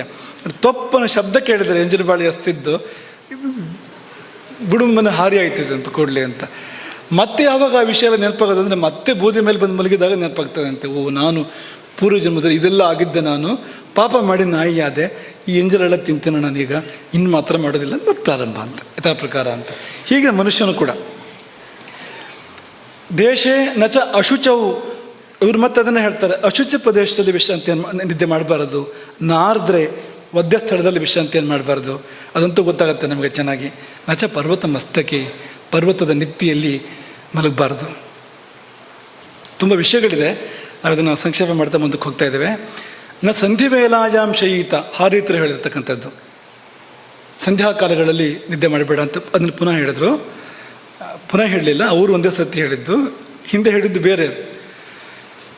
ನಾಣ್ಯ ಪೂರ್ವೇ, ಇನ್ನೊಬ್ಬರು ಮಲಗಿದ ಹಾಸಿಗೆಯಲ್ಲಿ ಮಲಗಬೇಡ, ಅವ್ರ ಪಾಪ ನಿನಗೆ ಯಾಕೆ. ನಿದ್ದೆ ಅಂದರೆ ತಮಸ್ಸಿನ ಕಾರ್ಯ, ಪಾಪಗಳನ್ನು ಬಿಟ್ಟು ಹೋಗ್ತಾನೆ, ನಿನಗೆ ಯಾಕೆ ಅದು ಅಂತ. ಹಾಗಾಗಿ ನಾಣ್ಯ ಪೂರ್ವೆ ಅಂದರೆ ಯಾವುದೇ ಕಾರಣಕ್ಕೂ ಇನ್ನೊಬ್ಬರ ಹಾಸಿಗೆಯಲ್ಲಿ ನಾವು ಮಲಗಬಾರ್ದು, ನಮ್ಮ ಒಳ್ಳೆಯದಕ್ಕೆ ಅದು ಅಂತ. ಹಾಸಿಗೆ ಎಷ್ಟೇ ಚೆನ್ನಾಗಿರ್ಬೋದು, ಆದರೆ ಅಲ್ಲಿರೋ ಪಾಪ. ನಾನು ವಂಶಾಸ್ತೀರ್ಣೆ ಈ ಮೊದಲೇ ಹೇಳಿದರು. ನಾಶ್ಮ ಪೀಠೋಪದಾನೆ, ಕಲ್ಲಿನ ಮೇಲೆ ತಲೆ ಇಟ್ಟು ಮಲ್ಕೋಬೇಡ. ನ ತಿರಿಯಗುದಕ್ಕೆ ಪ್ರತ್ಯಕ್ಷರಾಹ, ಇವರು ಕೂಡ ಹೇಳಿದರು. ಈ ಉತ್ತರಕ್ಕೆ ಮತ್ತು ಪಶ್ಚಿಮಕ್ಕೆ ತಲೆ ಮಾಡಿ ಮಲಗಬೇಡ ಅಂತ ತುಂಬ ಜನ ಆಚಾರ್ಯರು ಹೇಳಿಬಿಟ್ಟಿದ್ದಾರೆ, ಒಬ್ಬರಿಬ್ಬರಲ್ಲ, ಅನೇಕರು ಆಚಾರ್ಯರು ಹೇಳಿದ್ದಾರೆ. ಆದರೆ ಇವರನ್ನು ಸೇರಿಸಿದ್ದೇನೆಂದರೆ ಓರಕ್ಕೆ ಅಡ್ಡಡ್ಡ ಮಲಗಬೇಡ ಅಂತ ಒಂದು ಸೇರಿಸ್ತಾರೆ. ಯಾಕೆಂದರೆ ತಲೆಯನ್ನು ರುಜುರೇಖೆಯಲ್ಲಿ ಬರುವಂತೆ ಇಟ್ಟು ನಿದ್ರಿಸಬೇಕು ಹೊರತು ತಲೆ ಹೇಗೆ ಓರೆ ಮಾಡಿಕೊಂಡೆಲ್ಲ ಮಲಗಬಾರ್ದು. ಅನೇಕರು ಹಾಗೆ ಮಾಡ್ತಾರೆ, ಹಾಗೆ ಮಾಡಬಾರ್ದು. ಕತ್ತಿನ ಸ್ಥಾನದಲ್ಲಿ ಬಾಗಿರಬಾರ್ದು, ಮುಖ್ಯವಾಗಿ ಆ ಕತ್ತಿನ ಜಾಗದಲ್ಲಿ ಬಗ್ಗಿರಬಾರ್ದು ತಲೆ ಅಂತ, ನಾವು ಮಲಗಿದಾಗ ಅಂತ. ಬಗ್ಗೋಕ್ಕೂ ಒಂದು ಜಾಗ ಇದೆ, ಕಾಲು ಬಗ್ಗಿಸ್ಬೇಕು, ಒಂದು ಕಾಲನ್ನು ಬಗ್ಗಿಸ್ಬೇಕು, ಒಂದು ಕಾಲು ನೇರವಾಗಿರಬೇಕು, ಒಂದು ಕಾಲನ್ನು ಬಗ್ಗಿಸ್ಬೇಕು. ದೀರ್ಘಕಾಲ ತಲೆ ಬಾಗಿಸಿಟ್ಟು ನಿದ್ದೆ ಮಾಡಿದರೆ ರಕ್ತ ಸಂಚಾರಕ್ಕೆ ತೊಂದರೆ ಆಗ್ಬೋದು, ಶಕ್ತಿ ಸಂಚಾರಕ್ಕೂ ತೊಂದರೆ ಆಗ್ಬೋದು. ಅದರಿಂದಾಗಿ ಕತ್ತು ನೋವು ಬರ್ಬೋದು. ಮತ್ತು ಎಚ್ಚರ ಇದ್ದಾಗಲೂ ಕತ್ತು ಬಾಗಿಸೋ ಅಭ್ಯಾಸ ಬೆಳಿಬೋದು. ನಿದ್ದೆಯಲ್ಲಿ ಎಷ್ಟೆಷ್ಟು ಕತ್ತು ಬಾಗಿಸಿಟ್ಕೊಂಡ್ರೆ ಎಚ್ಚರದಲ್ಲೂ ಅದು ಮುಂದುವರಿಬೋದು. ಆಮೇಲೆ ಹೀಗೆ ಅನೇಕ ಕಾರಣಗಳು. ವಕ್ರವಾಗಿ ಮಲಗಬೇಡ. ವಕ್ರ ಮಾಡಬೇಕಾಗಿರುವಂಥದ್ದು ಕಾಲುಗಳನ್ನು ಮಾತ್ರ, ಅದರಲ್ಲಿ ಒಂದು ಕಾಲನ್ನು ಮಾತ್ರ ಮುಖ್ಯವಾಗಿ ಹೇಳಿರ್ತಕ್ಕಂಥದ್ದು, ಮೇಲಿರುವ ಕಾಲು, ವಾಮಪಾರ್ಶ್ವ ಎಡಮಗ್ಲಾಗಿ ನಾವು ಮಲಗಬೇಕು. ಬಲಗಾಲು ಹೊರ ಇರ್ತದೆ, ಎಡಗಾಲು ಕೆಳಗಿನ ಕಾಲು ನೇರವಾಗಿರ್ತದೆ. ಆ ರೀತಿಯಲ್ಲಿ ಮಲಗೋಕ್ಕಿರುವಂಥದ್ದು. ಯಾಕೆಂದರೆ ಅಷ್ಟು ವಕ್ರತೆ ಯಾರು ಯಾಕೆ ಬೇಕು ಅಂದರೆ ತಮಸ್ಸಿನ ಕಾರ್ಯ ನಿದ್ರೆ. ವಕ್ರತೆಯು ಕೂಡ ತಮಸ್ಸಿನ ಒಂದು ಸ್ವಭಾವ, ಅದು ವಕ್ರತೆ ಎನ್ನುವಂಥದ್ದು. ಹಾಗಾಗಿ ತಮಸ್ಸಿನ ಕುರುಹಾಗಿ ಒಂದು ಕಡೆ ವಕ್ರ ಮಾಡಬೇಕು. ಎಲ್ಲಿ ಅಂದರೆ ಒಂದು ಕಾಲನ್ನು ವಕ್ರ ಮಾಡಲಿಕ್ಕಿರುವಂಥದ್ದು ಅಂತ. ಇವರು ಹಾರಿತರು ನ ನಗ್ನ ನ ಅಶುಚಿ ಅಂತೆಲ್ಲ ಹೇಳಿದರು. ಆಮೇಲೆ ಇನ್ನೊಂದು ನ ಆಸನೆ ಅಂತ, ಕುರ್ಚಿ ಮೇಲೆ ಕೂತ್ಕೊಂಡು ನಿದ್ರೆ ಮಾಡಬೇಡ ಅಂತ. ಅವತ್ತೇ ಇವರು ಊಹೆ ಮಾಡಿದ್ದಾರೆ, ಇಂತಿಂಥ ಭೂಪತಿಗಳು ಹುಟ್ಟುತ್ತಾರೆ ಕಲಿಯುಗದಲ್ಲಿ ಮುಂದಕ್ಕಿಂತ. ಅವತ್ತೇ ನೋಡಿ ಅಲ್ಲಿಂದಲೇ ಹಾರಿತರು ಹೇಳಿದ್ದಾರೆ, ಕುರ್ಚಿ ಮೇಲೆ ಕೂತ್ಕೊಂಡು ನಿದ್ರೆ ಮಾಡೋದಲ್ಲ, ಸರಿಯಾಗಿ ಮಲ್ಕೊಂಡು ನಿದ್ದೆ ಮಾಡು, ಅಡ್ಡಡ್ಡೆ ಮಲ್ಕೋ. ಅದರ ಸ್ವಭಾವ ಅದು. ತಮಸ್ಸು ಅಂದರೆ ಹಾಗೆ ಅದು ಸತ್ವ ಅಂದರೆ ಹೀಗಿರ್ತದೆ, ಸತ್ವಗುಣ ಅಂತ. ತಮಸ್ಸು ಅಂದರೆ ಹೀಗಾಗಬೇಕು ಅದು ಅಂತ. ತಲೆ ಕೆಳಗೆ ಬಂದೊರ್ತು ತಮಗುಣದ ಕಾರ್ಯ ಆಗೋದೇ ಇಲ್ಲ ಅಂತ. ಹಾಗಾಗಿ ನಾಸನೆ ಅಂತ, ನೋಚಿಷ್ಟ ಇವರು ಹೇಳ್ತಾರೆ, ಎಂಜಲು ಮಾತ್ರ ಆಗದೇ ಇರುವಂತೆ ನೋಡ್ಕೋ. ನಾವೇನು ಹೇಳಬೇಕು, ಎಲ್ಲ ಎಂಜಲೇ ಇರುವಂಥದ್ದು. ಈಗ ಹರಿತಾರೆ, ಏನು ಮಾಡೋದು ನಾವು? ಮನೆ ಪೂರ್ತಿ ಎಂಜಲೇ ಆಗಿದೆ. ಯಾಕೆಂದರೆ ಗೋಮಯ ಹಾಕದೇ ಇರೋದ್ರಿಂದ, ಊಟ ಆದಮೇಲೆ ಗೋಮಯ ಹಾಕದೇ ಇರೋದ್ರಿಂದ ಎಂಜಲು ಹೋಗಲೇ ಇಲ್ಲ. ಅಲ್ಲೇ ಕೂತು ಎದ್ದು ಮಲಗಿ ಎಲ್ಲ ಮಾಡಿದ್ರಿಂದ ದೇವರು ಕೋಣೆ ಸಹಿತವಾಗಿ ಮನೆ ಇಡೀ ಎಂಜಲಾಗಿದ್ದರಿಂದ ಆ ಪ್ರಶ್ನೆ ಇಲ್ಲ. ಸರ್ವಂ ಉಚ್ಚಿಷ್ಟಮಯಂ. ಎಲ್ಲಿಂದ ಬರಬೇಕು? ಭೂತಧಾತ್ರಿ. ಬಾಗಿಲೂರಿಗೆ ಬರೋದು ಹೋಗೋದು, ಬಾಗಿಲೂರಿಗೆ ಬರೋದು ಹೋಗೋದು ಮಾಡಬೇಕು. ಎಲ್ಲಿವರೆಗೆ ಬರೋಕ್ಕೆ ಸಾಧ್ಯ ಎಲ್ಲಿವರೆಗೆ ಬಂದು ಇವತ್ತಾದರೂ ಗೋಮಯ ಹಾಕಿದಾನ ಅಂತ ನೋಡ್ಕೊಂಡು ಹೋಗಬೇಕು ಅಲ್ಲ, ಅಷ್ಟೇ ಹೊರತು ಜೀವನ ಇಡೀ ಬೇರೆ ದಾರಿಯೇ ಇಲ್ಲ ಅಂತ. ನೋಚ್ಚಿಷ್ಟ ನೋ ಭಗ್ನೆ, ಮುರಿದ ಮಂಚದಲ್ಲಿ ಮಲಗಬೇಡ. ನ ಪ್ರಗೆ, ಬೆಳಗಾದ್ಮೇಲೆ ಮಲಗಬೇಡ, ಪ್ರಾತಃ ಕಾಲದಲ್ಲಿ ಮಲಗಬೇಡ. ನೋಚೈರ್ ನಿಶಾಯಾನ್ ಭಾಷತೆ, ರಾತ್ರಿ ಕೂಗಾಡಬೇಡ, ದೊಡ್ಡ ಸ್ವರದಲ್ಲಿ ಮಾತಾಡಬೇಡ. ರಾತ್ರಿ ನಿನಗೂ ಉಪದ್ರವ, ಬೇರೆಯವ್ರಿಗೂ ಉಪದ್ರವ ಅಂತ. ಭೂತ ಪ್ರೇತಗಳಿಗೆ ಬಿಡಬೇಕು ಅದನ್ನು ಹೊರತು ನಾವು ಮಾಡಬಾರ್ದು. ನಾವು ಮಾಡಿದ್ರೆ ನಾವು ಕೂಡ ಅದೇ ಹೆಸರಿಂದ ಕರ್ಸ್ಕೊಳ್ಳಲ್ಪಡ್ತೇವೆ ಆಮೇಲೆ. ಹಾಗಾಗಿ ನೋಚೈರ್ ನಿಶಾಯಾನ್ ಭಾಷತೆ ಅಂತೆಲ್ಲ ಹೇಳ್ತಾರೆ. ಶಂಕರಲಿಖಿತರು ಇದೇ ಮಾತುಗಳನ್ನೆಲ್ಲ ಹೇಳಿದ್ದಾರೆ. ನಾವು ಶೀರ್ಣ ಖಟ್ವಾಯ, ಮೃದ ಮಂಚ ಅದೆಲ್ಲ ಹೇಳಿದ್ದಾರೆ. ಭೂತ ಯಕ್ಷ ಗ್ರಹಾಯತನೇಶು ನ, ಭೂತಾಲಯ, ಯಕ್ಷಾಲಯ ಮತ್ತು ಗ್ರಹಗಳು ಇರ್ತಕ್ಕಂಥ, ಗ್ರಹಗಳು ಅಂದರೆ ಹಿಡಿದುಕೊಳ್ಳುವ ಸ್ವಭಾವದವು ಅಂತ. ಗ್ರಹ ಅಂದರೆ ನವಗ್ರಹ ಅಲ್ಲ, ಇದು ಬಂದು ಮನುಷ್ಯನನ್ನು ಹಿಡಿದುಕೊಳ್ಳುವ ಸ್ವಭಾವದ ಶಕ್ತಿಗಳು ಅಂತ. ಅವುಗಳ ನೆಲೆ ಇರುವ ಸ್ಥಳದಲ್ಲಿ ಹೋಗಿ ಮಲಗಬಾರ್ದು. ನ ಸ್ಮಶಾನ ವೃಕ್ಷ ಛಾಯಾಸು, ಸ್ಮಶಾನ ವೃಕ್ಷದ ನೆರಳಲ್ಲಿ ಹೋಗಿ ಮಲಗಬೇಡ. ಮೇಲೆ ಆಕಾಶ ಇಲ್ಲ, ಮರದ ಕೊಂಬೆಗಳು ಬಂದಿದೆ ಅಂತ ಆದರೂ ಕೂಡ ಸ್ಮಶಾನ ವೃಕ್ಷವಾದರೆ ಮಲಗಬೇಡ ಅಂಥೇಳಿ. ನ ಪರ್ವಣಿ, ಅಮಾವಾಸ್ಯೆ ಮತ್ತು ಪಾಡ್ಯ ಸೇರುವಲ್ಲಿ, ಹುಣ್ಣಿಮೆ ಮತ್ತು ಪಾಡ್ಯ ಸೇರುವಲ್ಲಿ, ಆ ಸಂಧಿಯಲ್ಲಿ ಮಲಗಬೇಡ ಅಂತ ಒಂದು ವಿಶೇಷ ನಿಯಮವನ್ನು ಹೇಳ್ತಾರೆ. ನ ರಭಸೋತ್ಸವೇವ ಅಂತಂದರೆ ಸಂಭ್ರಮದ ಉತ್ಸವಗಳು, ಪುತ್ರೋತ್ಸವ ಆಯಿತು ಅಂತ ಅಂದ್ಕೊಳ್ಳಿ, ಮಲಗಬೇಕು ಅಂತಿಲ್ಲ ಅಂತ, ಆಚರಣೆ ಮಾಡೋದನ್ನು ಅಂತ. ಎಲ್ಲೆಲ್ಲ ಕಡೆ ಅನ್ವಯ ಮಾಡಿಬಿಟ್ಟಿದನ, ಅವ್ರು ಹೇಳಿದ್ದಕ್ಕೆ ಮಾತ್ರ ಅನ್ವಯ ಮಾಡಬೇಕು. ಹರ್ಷೋತ್ಪಾದಕ ಪುತ್ರಜನ್ಮಾದ್ಯೋತ್ಸವೇ ಅಂತ ಹೇಳಿದ್ದಾರೆ ಇವರು ಅಂತ. ಅಂತಹ ಕಡೆಗೆ ವಿನಾಯಿತಿ ಅಂತ. ಆಮೇಲೆ ಶುಕ್ರರು ವಶನಾಹ, ನಾವೆಲ್ಲ ಮಾಡ್ತಾರೆ ಒಂದು ಪದ್ಧತಿಯನ್ನು ಅವರು ತಪ್ಪು ಅಂತ ಹೇಳಿಬಿಟ್ರು, ಒಂದು ಅಭ್ಯಾಸವನ್ನು. ಏನು ಹೇಳಿದರು ಅಂದರೆ, ನ ತೈಲೇನಾಭ್ಯಕ್ತ ಶಿರಾ ಸ್ವಪೇತ್, ತಲೆಗೆ ಎಣ್ಣೆ ಹಾಕ್ಕೊಂಡು ಮಲಗಬಾರ್ದು. ನಮ್ಮಲ್ಲಿ ತಲೆಗೆ ಎಣ್ಣೆ ಹಾಕ್ಕೊಂಡೇ ಮಲಗಬೇಕು ಅನ್ನೋಂಥ ವ್ಯವಸ್ಥೆಗಳಿದೆ.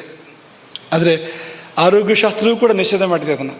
ಆಯುರ್ವೇದವೂ ಕೂಡ ರಾತ್ರಿ ಮಲಗುವಾಗ ತಲೆಗೆ ಎಣ್ಣೆ ಹಾಕೋದನ್ನು ಹೇಳೋದಿಲ್ಲ, ಆಯುರ್ವೇದವೂ ಕೂಡ. ಹಾಗೆ ಇದಂತೂ ಧರ್ಮಶಾಸ್ತ್ರ ಅಂತೂ ಪ್ರಕಟವಾಗಿ ನಿಷೇಧ ಮಾಡಿದೆ. ಯಾಕೆಂದರೆ ಅದು ಒಂದು ಮೈಲಿಗೆ, ಅದು ಅಂತ. ಎಣ್ಣೆ ಅನ್ನೋದು ಒಂದು ಮೈಲಿಗೆ ಅಂತ. ಈಗ ಅಭ್ಯಂಗ ಅಂದರೆ ಎಣ್ಣೆ ಹಚ್ಕೊಂಡಿದ್ದ ಸ್ಥಿತಿ ಇದೆಯಲ್ಲ, ಅದು ಮೈಲಿಗೆ. ಅದು ಸ್ನಾನ ಮಾಡಿದ ನಂತರದ ಸ್ಥಿತಿ ಅದು ಶುದ್ಧ. ಅದು ಅಭ್ಯಕ್ತಮಿವ ಸ್ನಾತಃ. ಸ್ನಾನ ಆದವನು ಎಣ್ಣೆ ಹಚ್ಕೊಂಡವನು ನೋಡಿದರೆ ಮತ್ತೆ ಸ್ನಾನ ಮಾಡ್ಕೊಂಡ್ಬರ್ಬೇಕು ಅನ್ನೋತಾರೆ. ಅಂದರೆ ಅದೊಂದು ರೀತಿ ದೋಷ ಅದು ಅಂತ. ದೋಷ ಅಂದರೆ ಆ ಸ್ಥಿತಿಯಲ್ಲಿ ಅಂತ. ಆಮೇಲೆ ಶುದ್ಧ ಆದಮೇಲೆ ತುಂಬ ಒಳ್ಳೆಯದದು, ಅದು ಮಾಡಬಾರ್ದು ಅಂತಲ್ಲ, ಅದು ಆ ಸಮಯದಲ್ಲಿ ಅದು ಶುದ್ಧಿ ಆಗೋದಕ್ಕೇನು ಇದೆ ಅಂತ. ಮುಂದಕ್ಕೆ ನೀರು ಬೀಳಬೇಕು, ಎಣ್ಣೆ ಹೋಗಬೇಕು ಅಂತ. ಎಣ್ಣೆಯಾಗಿ ಉಳಿಬಾರ್ದು ಅಂತ. ಪಸೆ ಇರೋ ವಿಷಯ ಬೇರೆ, ಪಸೆ ಉಳಿಬೇಕಾಗುತ್ತದೆ, ಎಣ್ಣೆ ಪಸೆ ಇರಬೇಕು, ಎಣ್ಣೆನೇ ಇರಬಾರ್ದು ಅಂತ ಮೈ ಮೇಲೆ ಅಂತ. ಹಾಗಾಗಿ ಎಣ್ಣೆ ಹಚ್ಕೊಂಡು ಮಲ್ಕೊಂಡ್ರೆ ಅವನು ಅಶುದ್ಧನಾಗಿರ್ತಾನೆ. ಆ ಸಮಯದಲ್ಲಿ ಅಶುಭ ಶಕ್ತಿಗಳಿಗೆ ಪ್ರವೇಶ ಮಾಡೋದಕ್ಕೊಂದು ಅವಕಾಶ, ದುರ್ದೇವತೆಗಳಿಗೆ ಪ್ರವೇಶ ಮಾಡೋದಕ್ಕೆ ಅವಕಾಶ. ಯಾಕೆಂದರೆ ನಾವು ಮಲ್ಕೊಂಡು ನಿದ್ದೆ ಮಾಡಿದಾಗ ನಾವು ಎಚ್ಚರ ಇರೋದಿಲ್ಲ ಅಂತ. ಏನು ಮಹಾ ಗುಡ್ಡ ಹೇಳಿದ್ರೆ ನೀವು. ಮಲ್ಕೊಂಡಿರುವಾಗ ನಮ್ಮ ಎಚ್ಚರ ಇರೋದಿಲ್ಲ ಅಂದರೆ ಏನು ಅಂದರೆ ಆ ಕಾವಲಿದೆಯಲ್ಲ ಅದು ಇರೋದಿಲ್ಲ ಅಂತ. ಹಾಗಾಗಿ ಶಕ್ತಿಗಳು ಪ್ರವೇಶ ಮಾಡೋದಕ್ಕೆ ಆ ಸಮಯವನ್ನು ಕಾಯ್ತವೆ. ಈಗ ಸತ್ತ ಮನೆಯಲ್ಲಿ ಯಾರು ನಿದ್ದೆ ಮಾಡಬಾರ್ದು ಅಂತ ಲೆಕ್ಕ. ಶವ ಇರುವ ಮನೆಯಲ್ಲಿ ನಿದ್ದೆ ಮಾಡಬಾರ್ದು ಅಂತ. ಯಾಕೆಂದರೆ ಹೋದ ಅಪ್ರೇತ ಇದೆಯಲ್ಲ ಗತಿಸಿದ್ದು ಬಂದು ಸೇರ್ಕೊಳ್ಬೋದು ಅಂತ. ಶರೀರವನ್ನು ಅರಸ್ತಾ ಇರ್ಬೋದು, ಅದಕ್ಕೊಂದು ಶರೀರ ಬೇಕು, ಅದಕ್ಕೆ ಬಂದು ಸೇರ್ಕೊಳ್ಬೋದು. ಹೀಗಾಗಿ ಮಲಗಿದ ಸ್ಥಿತಿ ಇದೆಯಲ್ಲ, ಯಾವುದಾದ್ರೂ ದುರ್ದೇವತೆಗಳು ದುಷ್ಟಶಕ್ತಿಗಳು ಪ್ರವೇಶ ಮಾಡೋದಾದರೆ ತಮಗುಣದ ಸಂದರ್ಭ ಬೇರೆ, ಅದರ ಆಳ್ವಿಕೆ ಬೇರೆ ನಡೀತಾ ಇದೆ. ಒಳ್ಳೆ ಕಾಲ ಅವು ಕೂಡ ತಮಗುಣ ಸ್ವಭಾವದವು, ರಜೋಗುಣ ತಮಗುಣದ ಸ್ವಭಾವದವು. ಒಳ್ಳೆ ನನಗಿದು ಹೊಂದಾಣಿಕೆ ಆಗುತ್ತಲ್ಲ ಅಂತ ಅನ್ಕೊಂಡು ಬರ್ತವೆ ಆ ಸಮಯದಲ್ಲವು ಅಂತ. ಹಾಗಾಗಿ ನ ತೈಲೇನಾಭ್ಯಕ್ತ ಶಿರಾಹ ಸ್ವಪೇತ್, ಎಣ್ಣೆ ಹಚ್ಕೊಂಡು ತಲೆಗೆ ಮಾತ್ರ ಆದರೂ ಕೂಡ, ತಲೆಗಂತೂ ಮೈಗೆ ಹಚ್ಚಿದ್ರೂ ಮೈಲಿಗೆನೆ, ತಲೆಗೆ ಹಚ್ಚಿದ್ರೆ ಜಾಸ್ತಿ ಮೇಲ್ಗೆ ಇದು, ಇನ್ನೂ ಜಾಸ್ತಿ ಮೇಲ್ಗೆ, ಆ ಸ್ಥಿತಿಯಲ್ಲಿ ಮಲಗಬೇಡ ಅಂತ ಹೇಳಿದ್ವಿ. ತಿದ್ದುಪಡಿ ಮಾಡ್ಕೊಳ್ಳಿ, ಏನು ಬೇಜಾರು ಮಾಡ್ಕೋಬೇಡಿ. ಹಗಲೊತ್ತಿಗೆ ಸ್ನಾನಕ್ಕಿಂತ ಮುಂಚೆ ಎಣ್ಣೆ ಹಾಕ್ಕೊಂಡು ಆಮೇಲೆ ಸ್ನಾನ ಮಾಡಿದ್ರಂತೆ ಏನು ತೊಂದರೆ ಇಲ್ಲ. ಮಲ್ಕೊಳ್ಳೋ ಹೊತ್ತಿಗೆ ನೀವು ತಲೆಗೂ ಎಣ್ಣೆ ಹಾಕ್ಕೊಂಡು ಹಾಸಿಗೆನೂ ಎಣ್ಣೆ ಮಾಡಿ ಇದೆಲ್ಲ ಮಾಡಬೇಕಾಗಿಲ್ಲ. ಇನ್ನು ಅವಧಿ ಎಷ್ಟು ಕಾಲ ಮಲಗಬೇಕು ಅಂತಂದರೆ, ಆ ನಿದ್ದೆ ಅಂದರೆ ತಾಯಿ ಅಂತ ಗೊತ್ತಾಗೋದಿಲ್ಲೇ ಅಂತ. ಚಿಕ್ಕ ಶಿಶುಗಳು ಆಗ್ತಾನೆ ಹುಟ್ಟಿದವು, ಅವಕ್ಕೆ ದಿನೀಡೀ ನಿದ್ದೆ ಅಂತ. ಹೇಳೋ ಅಂತ ಬೆಳಗ್ಗೆ ಎಬ್ಸೋ ಹಾಗಿಲ್ಲ ಅದನ್ನು ಅಂತ. ಎಷ್ಟು ಗಂಟೆ ಆಯಿತು ಅಂತ ಕೇಳ್ತೀರಾ ಹಸುಗೂಸಿಗೆ? ಅದು ಎಲ್ಲರೂ ಒಂದ್ಸರಿ ಕಣ್ಣು ಬಿಡ್ತದೆ ಹೊರತು ಮತ್ತೆಲ್ಲ ನಿದ್ದೆ ಮಾಡ್ತಾನೆ ಇರೋದು ಅಂತ. ಹಾಗೆ ಇರಬೇಕು ಅದು ಅಂತ. ಭೂತಧಾತ್ರಿ ಅಂತ. ಆ ತಾಯಿಯಿಂದ ಜನ್ಮ ಕೊಟ್ಟ ತಾಯಿಯ ಬಸರಿಂದ ಹೊರಗೆ ಬಂದ ಮೇಲೆ ಈ ತಾಯಿ ಮಡಿಲಿಗೆ ಹೋಗೋದು ಸೀದಾ. ಅದು ಯಾವ ತಾಯಿ ಮಡಿಲಿಗೆ ಅಂದರೆ ಭೂತಧಾತ್ರಿಗೆ ಮಡಿಲಿಗೆ ಹೋಗುವಂಥದ್ದು ಅಂತ. ಹಾಗಾಗಿ ಸದಾ ನಿದ್ದೆಯಲ್ಲಿರ್ತದೆ ಮಗು ಅಂತ. ಅಲ್ಲಿಂದ ಆರಂಭ ನಮ್ಮ ಜೀವನ ಅಂತ. ಸ್ವಲ್ಪ ಬೆಳೆದ ಮೇಲೆ ಒಂದು 10-11 ಗಂಟೆ ನಿದ್ದೆ ಬೇಕು ಆದರೂ ಕೂಡ ಅಂತ. ಸಣ್ಣ ಮಕ್ಕಳಿಗೆ ನಿದ್ದೆ ಜಾಸ್ತಿ ಬೇಕು.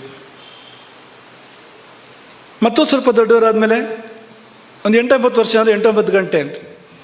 ಈಗೆಲ್ಲ ದೊಡ್ಡವರಿಗೆ ಆ ಗಂಟೆನ ಹೇಳ್ತಾರೆ ಆಧುನಿಕ ಪದ್ಧತಿಗಳಲ್ಲಿ.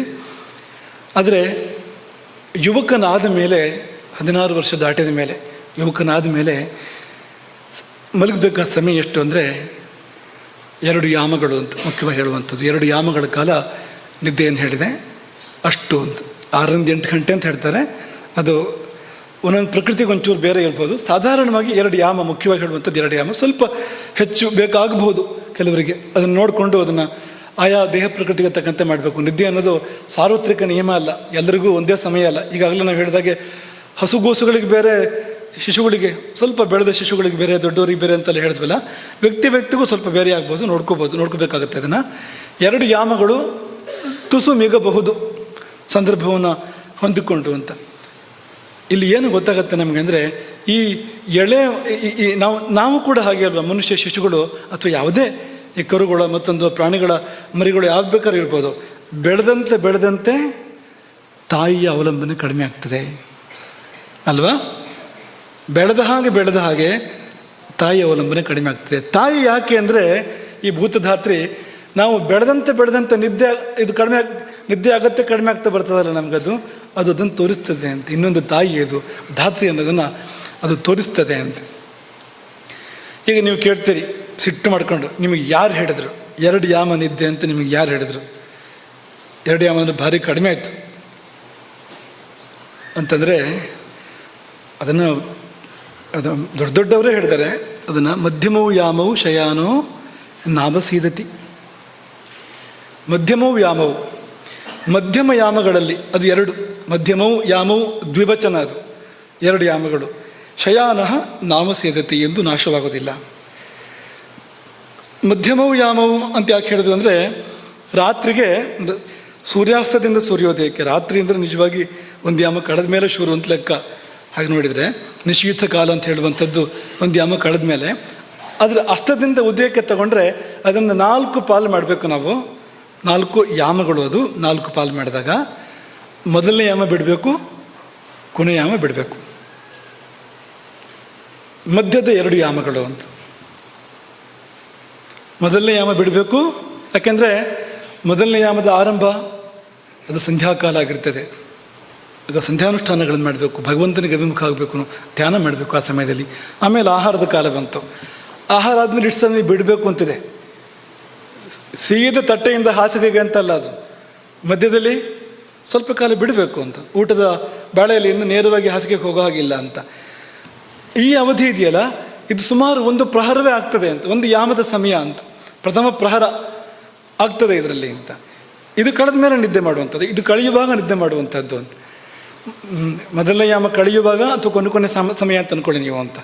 ಎರಡನೇ ಮೂರನೇ ಯಾಮ ಪೂರ್ತಿ ನಿದ್ದೆನೆ, ಯಾಕೆಂದರೆ ಸರಿ ಮಧ್ಯರಾತ್ರಿ ಮಧ್ಯದಲ್ಲಿ ಬರಬೇಕು ಅಂತಂದರೆ ಎರಡನೇ ಮೂರನೇ ಯಾಮಗಳು ಅಂತ. ಅದಕ್ಕೆ ಅಂತ ಕೊನೆ ಯಾಮ ಹೇಳಬೇಕು.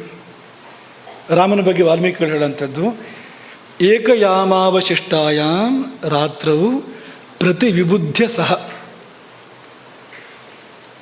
ರಾತ್ರಿಯಲ್ಲಿ ಒಂದು ಯಾಮ ಉಳಿದಿತ್ತು ಅಂತ. ಏಕಯಾಮಾವಶಿಷ್ಟಾಯಾಮ್ ರಾತ್ರವು ಪ್ರತಿ ವಿಬುದ್ಧ ಸಹ. ಯಾಕೆಂದರೆ ಈ ಬ್ರಾಹ್ಮ ಮುಹೂರ್ತ ಅನ್ನೋದಕ್ಕೆ ಚರ್ಚೆಗಳಿದೆ, ಯಾವುದು ಬ್ರಾಹ್ಮ ಮುಹೂರ್ತ ಅಂತ. ಕೆಲವರು ಈ ಕೊನೆ ಯಾಮ ಇಡೀ ಬ್ರಾಹ್ಮ ಮುಹೂರ್ತ ಅಂತ ಹೇಳ್ತಾರೆ. ಪಶ್ಚಿಮ ಯಾಮ, ಕೊನೆ ಯಾಮ ಇದೆಯಲ್ಲ ಅದಿಡೀ ಬ್ರಾಹ್ಮ ಮುಹೂರ್ತ ಅಂತ. ಇನ್ನು ಕೆಲವರು ರಾತ್ರಿಯ 14ನೇ ಭಾಗ, 15 ಭಾಗಗಳನ್ನು ಮಾಡಿದರೆ 14ನೇ ಮುಹೂರ್ತ ಅಂತ ಕರೀತಾರೆ ಅದನ್ನು 14ನೇ ಮುಹೂರ್ತ ಬ್ರಾಹ್ಮ ಮುಹೂರ್ತ ಅಂತಲೂ ಕೂಡ ಹೇಳ್ತಾರೆ. ಅದನ್ನೇ ಬಳಸ್ಕೊಂಡು ಅಲ್ಲಿ ತನಕ ಮಲಗ್ಬೋದಲ್ಲ. 14ನೇ ಭಾಗ ಅಂದರೆ ಸ್ವಲ್ಪ ಪಶ್ಚಿಮ ಯಾಮಕ್ಕಿಂತ ಮುಂದೆ ಬರ್ತದೆ. ಈ ಪಶ್ಚಿಮ ಯಾಮ ಅಂದರೆ 3ರಿಂದ 3:30 ಗಂಟೆ ಮಧ್ಯದಲ್ಲಿ, ಬೆಳಗಿನ ಜಾವ 3 ಗಂಟೆಯಿಂದ 3:30 ಗಂಟೆ ಮಧ್ಯದಲ್ಲಿ ಬರ್ತದೆ ಅದು ಸುಮಾರು ಪಶ್ಚಿಮ ಯಾಮ ಅಂದರೆ, ಅಲ್ಲಿಂದ ಆರಂಭ ಆಗುವಂಥದ್ದು. ಬ್ರಾಹ್ಮ ಮುಹೂರ್ತ ಅಂದರೆ ಮತ್ತೊಂದು 3/4 ಗಂಟೆ 1 ಗಂಟೆ ಸಿಗ್ಬೋದು ನಂತರವೂ ಕೂಡ ಅಂತ, ಅಷ್ಟಾದರೆ ಅಷ್ಟು ಅಂತ. ಅದಕ್ಕೆ ರಾಮ ಹೇಳಿದ್ದು ಏಕಯಾಮಾವಶಿಷ್ಟಾಯಾಮ್ ರಾತ್ರವು ಪ್ರತಿ ವಿಬುದ್ಧ ಸಹ. ರಾತ್ರಿ ಒಂದು ಯಾಮ ಉಳಿದಾಗ 7 ಅಂತ. ರಾಮ ಇದ್ದಿದ್ದ ಹಾಗೆ ಅಂತ. ಹಾಗಾಗಿ ಇಲ್ಲಿ ಮಧ್ಯಮವು ಯಾವುವು ಅಂತ ಹೇಳಿದಾಗ ಅವರು ಸಮಯವನ್ನು ಹೇಳಿದರು ಅಂತ, ಯಾವಾಗ ಮಲಗಬೇಕು ಅಂತಲೂ ಹೇಳಿದರು ಅಂತ. ಮೊದಲನೇ ಯಾಮ ಅಲ್ಲ, ಕೊನೆಯ ಯಾಮವೂ ಅಲ್ಲ, ರಾತ್ರಿ ಒಂದು ಯಾಮ ಕಳೆಯೋ ಹೊತ್ತಿಗೆ ಅದರ ಹತ್ರ ಮಲಗು ಅಂತ. ಆಮೇಲೆ ಎಚ್ಚರ ಇರಬಾರ್ದು ಅದರ ನಂತರ. ಹೀಗೆ ಮಲಗಿದ್ರೆ ಏನಾಗುತ್ತೆ? ಈ ಥರ ಮಲಗಿದರೆ ಆಗ ಲಾಭ ಏನು ಅಂದರೆ, ಎಲ್ಲ ಲಾಭಗಳಿಗಿಂತ ದೊಡ್ಡ ಲಾಭ ಆಗ್ಬೋದು. ಅತ್ಯಂತ ದೊಡ್ಡ ಲಾಭ, ಮನುಷ್ಯ ಜನ್ಮಕ್ಕಿರ್ತಕ್ಕಂಥ ಮಹತ್ತಮವಾದ ಲಾಭ. ಇನ್ನೇನಿಲ್ಲ, ಆ ಲಾಭ ಆದಮೇಲೆ ಮತ್ತೆ ಆ ಲಾಭವೂ ಕೂಡ ಆಗಬೇಕಾಗಿಲ್ಲ, ಅಂಥ ಲಾಭ ಆಗ್ಬೋದು. ದಕ್ಷ ಸ್ಮೃತಿ ಹೇಳುವ ಪ್ರಕಾರ ಯಾಮದ್ವಯಂ ಶಯಾನಸ್ತು ಬ್ರಹ್ಮಭೂಯಾಯ ಕಲ್ಪತೆ. ಈ ನಡುವಿನೆರಡು ಯಾಮಗಳಲ್ಲಿ ಅದಕ್ಕೆ ಸೀಮಿತವಾಗಿ ಮಲಗುವವನು, ನಿದ್ದೆ ಮಾಡುವವನು, ಅವನು ನಿದ್ದೆ ಮಾಡೋದಿಲ್ಲ, ಅವನು ಯೋಗವನ್ನು ಮಾಡ್ತಾನೆ. ಆ ನಿದ್ದೆ ಧ್ಯಾನವಾಗಿ ಪರಿಣಮಿಸ್ತದೆ. ಮಧ್ಯರಾತ್ರಿ ಮಧ್ಯ ಬಿಂದುವಾಗಿ ಬರುವಂತೆ ಹಿಂದೂ ಮುಂದೆ ಸಮನಾಗಿ ಯಾರು ನಿದ್ದೆ ಮಾಡ್ತಾನೋ ಅವನು ನಿದ್ದೆ ಮಾಡ್ತಾ ಇರೋದಿಲ್ಲ, ಅವನು ಧ್ಯಾನ ಮಾಡ್ತಾ ಇರ್ತಾನೆ, ಯೋಗ ಮಾಡ್ತಾ ಇರ್ತಾನೆ. ಅವನು ಬ್ರಹ್ಮಭೂಯಾಯ ಕಲ್ಪತೆ, ಪರಬ್ರಹ್ಮವೇ ಆಗ್ತಾನೆ. ಬ್ರಹ್ಮಭೂಯ ಅಂದ್ರೆ ಅದು ಬ್ರಹ್ಮಭಾವ. ಅವನು ಮುಕ್ತಿ ಅಂದರೆ ಸಂಪೂರ್ಣ ಮುಕ್ತಿ, ಅದನ್ನು ಪಡಿತಾನವನು.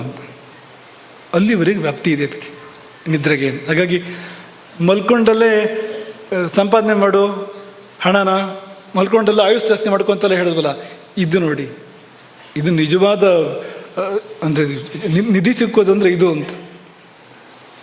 ಲಾಟ್ರಿ ಹೊಡಿತು ಅಂತ ಹೇಳಬೇಡಿ, ಅದು ಬೇಡ, ನಿಧಿ ಸಿಕ್ತು ಅಂತ ಹೇಳೋಣ, ಚೆನ್ನಾಗಿರ್ತದೆ ಎನ್ನೋದು. ಏನಪ್ಪ ಅಂದರೆ ಅದು ಅಂತ ಏನಂದರೆ, ಅವನು ಮುಕ್ತಿಯನ್ನೇ ಪಡಿತಾನೆ.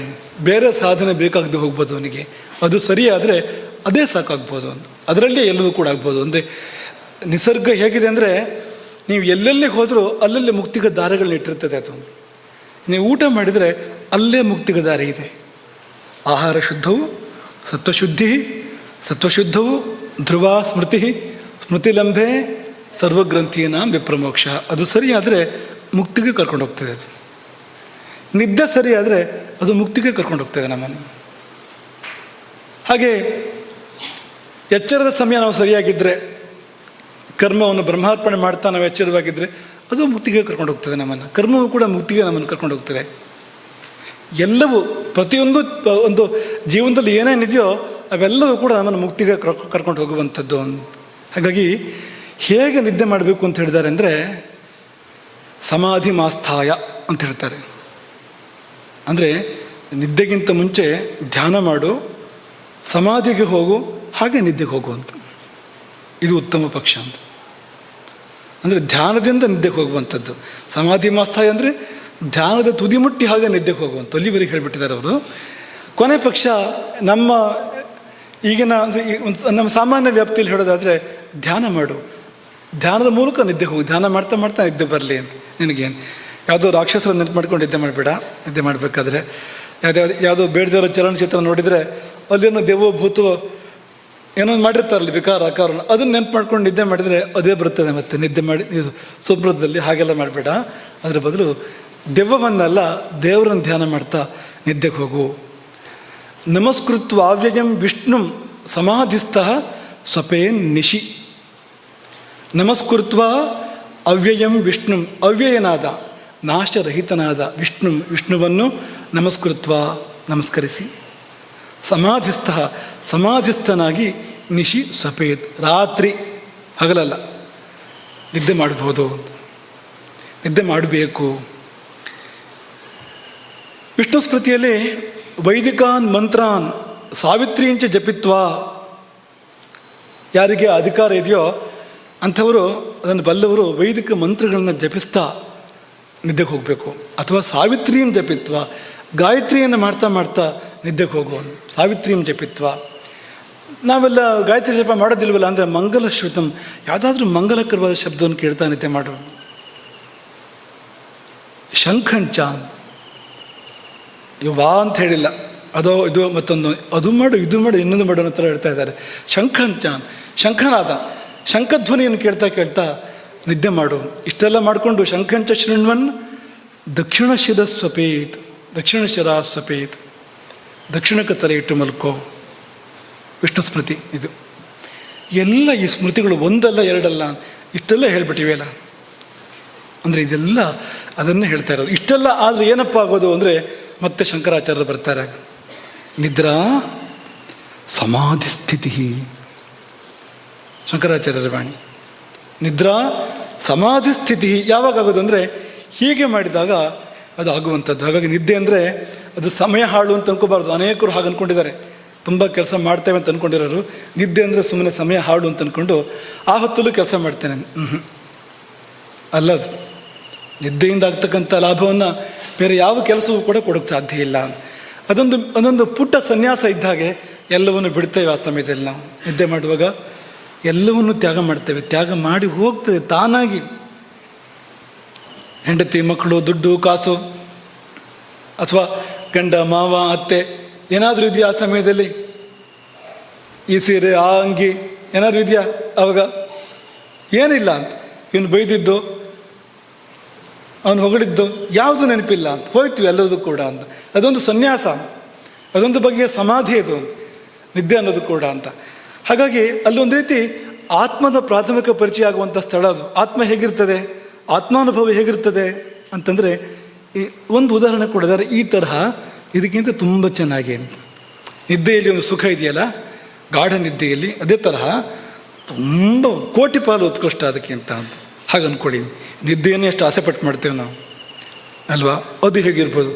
ಅದೇನಾದ್ರು ಸಿಕ್ಕಿದರೆ ನಾವು ಹೇಗೆ ಹಪಿಸ್ಬೋದು ಅದಕ್ಕೋಸ್ಕರವಾಗಿ ಅಂತ. ಅದು ಬೇಕೇ ಬೇಕು ಅಂತ ಮತ್ತೆಲ್ಲವನ್ನು ಬಿಡ್ಬೋದು ಅದಕ್ಕೋಸ್ಕರವಾಗಿ. ಹಾಗಾಗಿ ತುಂಬ ಹತ್ತಿರದ ಸ್ಥಿತಿ ಅದುವೇ ನಿದ್ದೆಯೇ. ನಿರ್ವಿಕಲ್ಪ ಸಮಾಧಿಗೆ ಅತ್ಯಂತ ಹತ್ತಿರದ ಸ್ಥಿತಿ. ಯಾಕೆಂದರೆ ಜಾಗೃತ್ತು, ಸ್ವಪ್ನ, ಸುಷುಪ್ತಿ, ತುರಿಯ. ತುರಿಯ ಅಂದರೆ ಸಮಾಧಿ. ಆ ತುರಿಯಕ್ಕಿಂತ ಕೆಳಗೆ ಯಾವುದಿದೆ ಅಂದರೆ ಸುಷುಪ್ತಿ.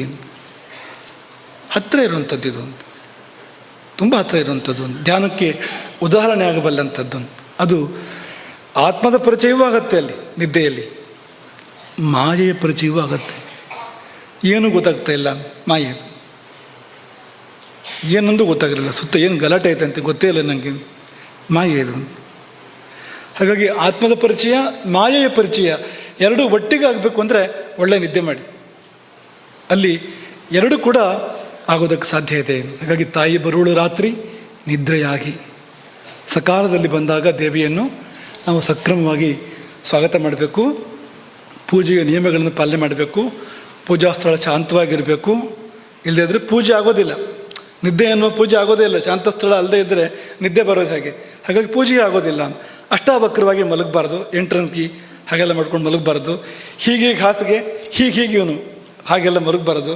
ಅಥವಾ ಆ ಕಡೆ ತಲೆ ದಿಂಬಿದೆ, ಈ ಕಡೆ ತಲೆ ಇದೆ ಅಂತ ಮಲಗುವಾಗ ಸರಿತ್ತು. ಆಮೇಲೆ ನೋಡಿದರೆ ತಲೆ ದಿಂಬಿನ ಮೇಲೆ ಕಾಲಿದೆ ಅಂತ, ಹೀಗೆಲ್ಲ ಆಗಬಾರ್ದು ಅಂತ. ಹಾಗಾಗಿ ಸರಿಯಾಗಿ ವ್ಯವಸ್ಥಿತವಾಗಿ ಶಾಂತವಾಗಿ ಎಡಮಗ್ಲಲ್ಲಿ ಮಲಗಬೇಕು. ಮೊದಲು ಅಂಗಾತ, ಅಲ್ಲಿ 8 ಶ್ವಾಸ, ಆಮೇಲೆ ಬಲಮಗ್ಲು, ಅಲ್ಲಿ 16 ಶ್ವಾಸ, ಕೊನೆಯಲ್ಲಿ ಎಡಮಗ್ಲು. ಅಷ್ಟರ ತನಕ ಎಚ್ಚರ ಇದ್ದರೆ, ಯಾಕೆಂದರೆ ಈ ಪುಣ್ಯ ಪುರುಷರಿಗೆ ನಿಶ್ಚಿಂತರಿಗೆ ಇಷ್ಟು ವ್ಯವಸ್ಥೆ ಆಗೋದು ಕಷ್ಟ, ಮೊದಲೇ ಮುಗಿದೋಗ್ಬಿಡ್ತದೆ ಎಷ್ಟೋ ಸರ್ತಿ. ಹಾಗಾಗಿ ಸ್ವಲ್ಪ ಹುಷಾರಾಗಿ ಎಚ್ಚರವಾಗಿದ್ದು, ಯಾಕೆಂದರೆ ಎಡಮಗ್ಲಲ್ಲೇ ಮಲಗಬೇಕು ಕೊನೆಯಲ್ಲಿ, ಆ ನಿಯಮ ಇರುವಂಥದ್ದು. ಕೊಟ್ಟ ಕೊನೆಯಲ್ಲಿ ಎಡಮಗಲಿಗೆ ಹೋಗಿ ಸಾಧ್ಯ ಆದರೆ 32 ಶ್ವಾಸ ಎಣಿಸ್ಬೇಕು. ನಿಮಗೆ 32 ಶ್ವಾಸ ಎಣಿಸೋಕೆ ಆಗದೆ ಹೋದರೆ ನೀವು ಪುಣ್ಯಾತ್ಮರು. ಲೆಕ್ಕ ತಪ್ಪಿ ಹೋದರೆ 7, 8, 10 ಅದರೊಳಗೆ ಮುಗಿದೋಯ್ತು ಅಂತ, ಧನ್ಯರು ನೀವು ಅಂತ. ಹಾಗಾದರೆ ಅಂತ ನೀವು ಪಾಪ ಮಾಡಿಲ್ಲ ಅಂತ ಲೆಕ್ಕ ಅಂತ. ನೀವು ನಿದ್ದೆ ಬರ್ತಾ ಇದೆ, ಒಳ್ಳೆ ನಿದ್ದೆ ಬರ್ತಾ ಇದೆ ನಿಮಗೆ ಅಂತ. ಮಾಡಿಲ್ಲ ಅಂತಲ್ಲ, ಕಡಿಮೆ ಮಾಡಿದ್ದೀರಿ ಅಂತ. ಉಂಡು 100 ಅಡಿ ನಡೆದು ಕೆಂಡದಲ್ಲಿ ಕೈ ಕಾಸಿ, ಗಂಡು ಮೇಲಾಗಿ ಮಲಗಿದರೆ ವೈದ್ಯನ ಗಂಡ ತಾನಕ್ಕೂ ಸರ್ವಜ್ಞ.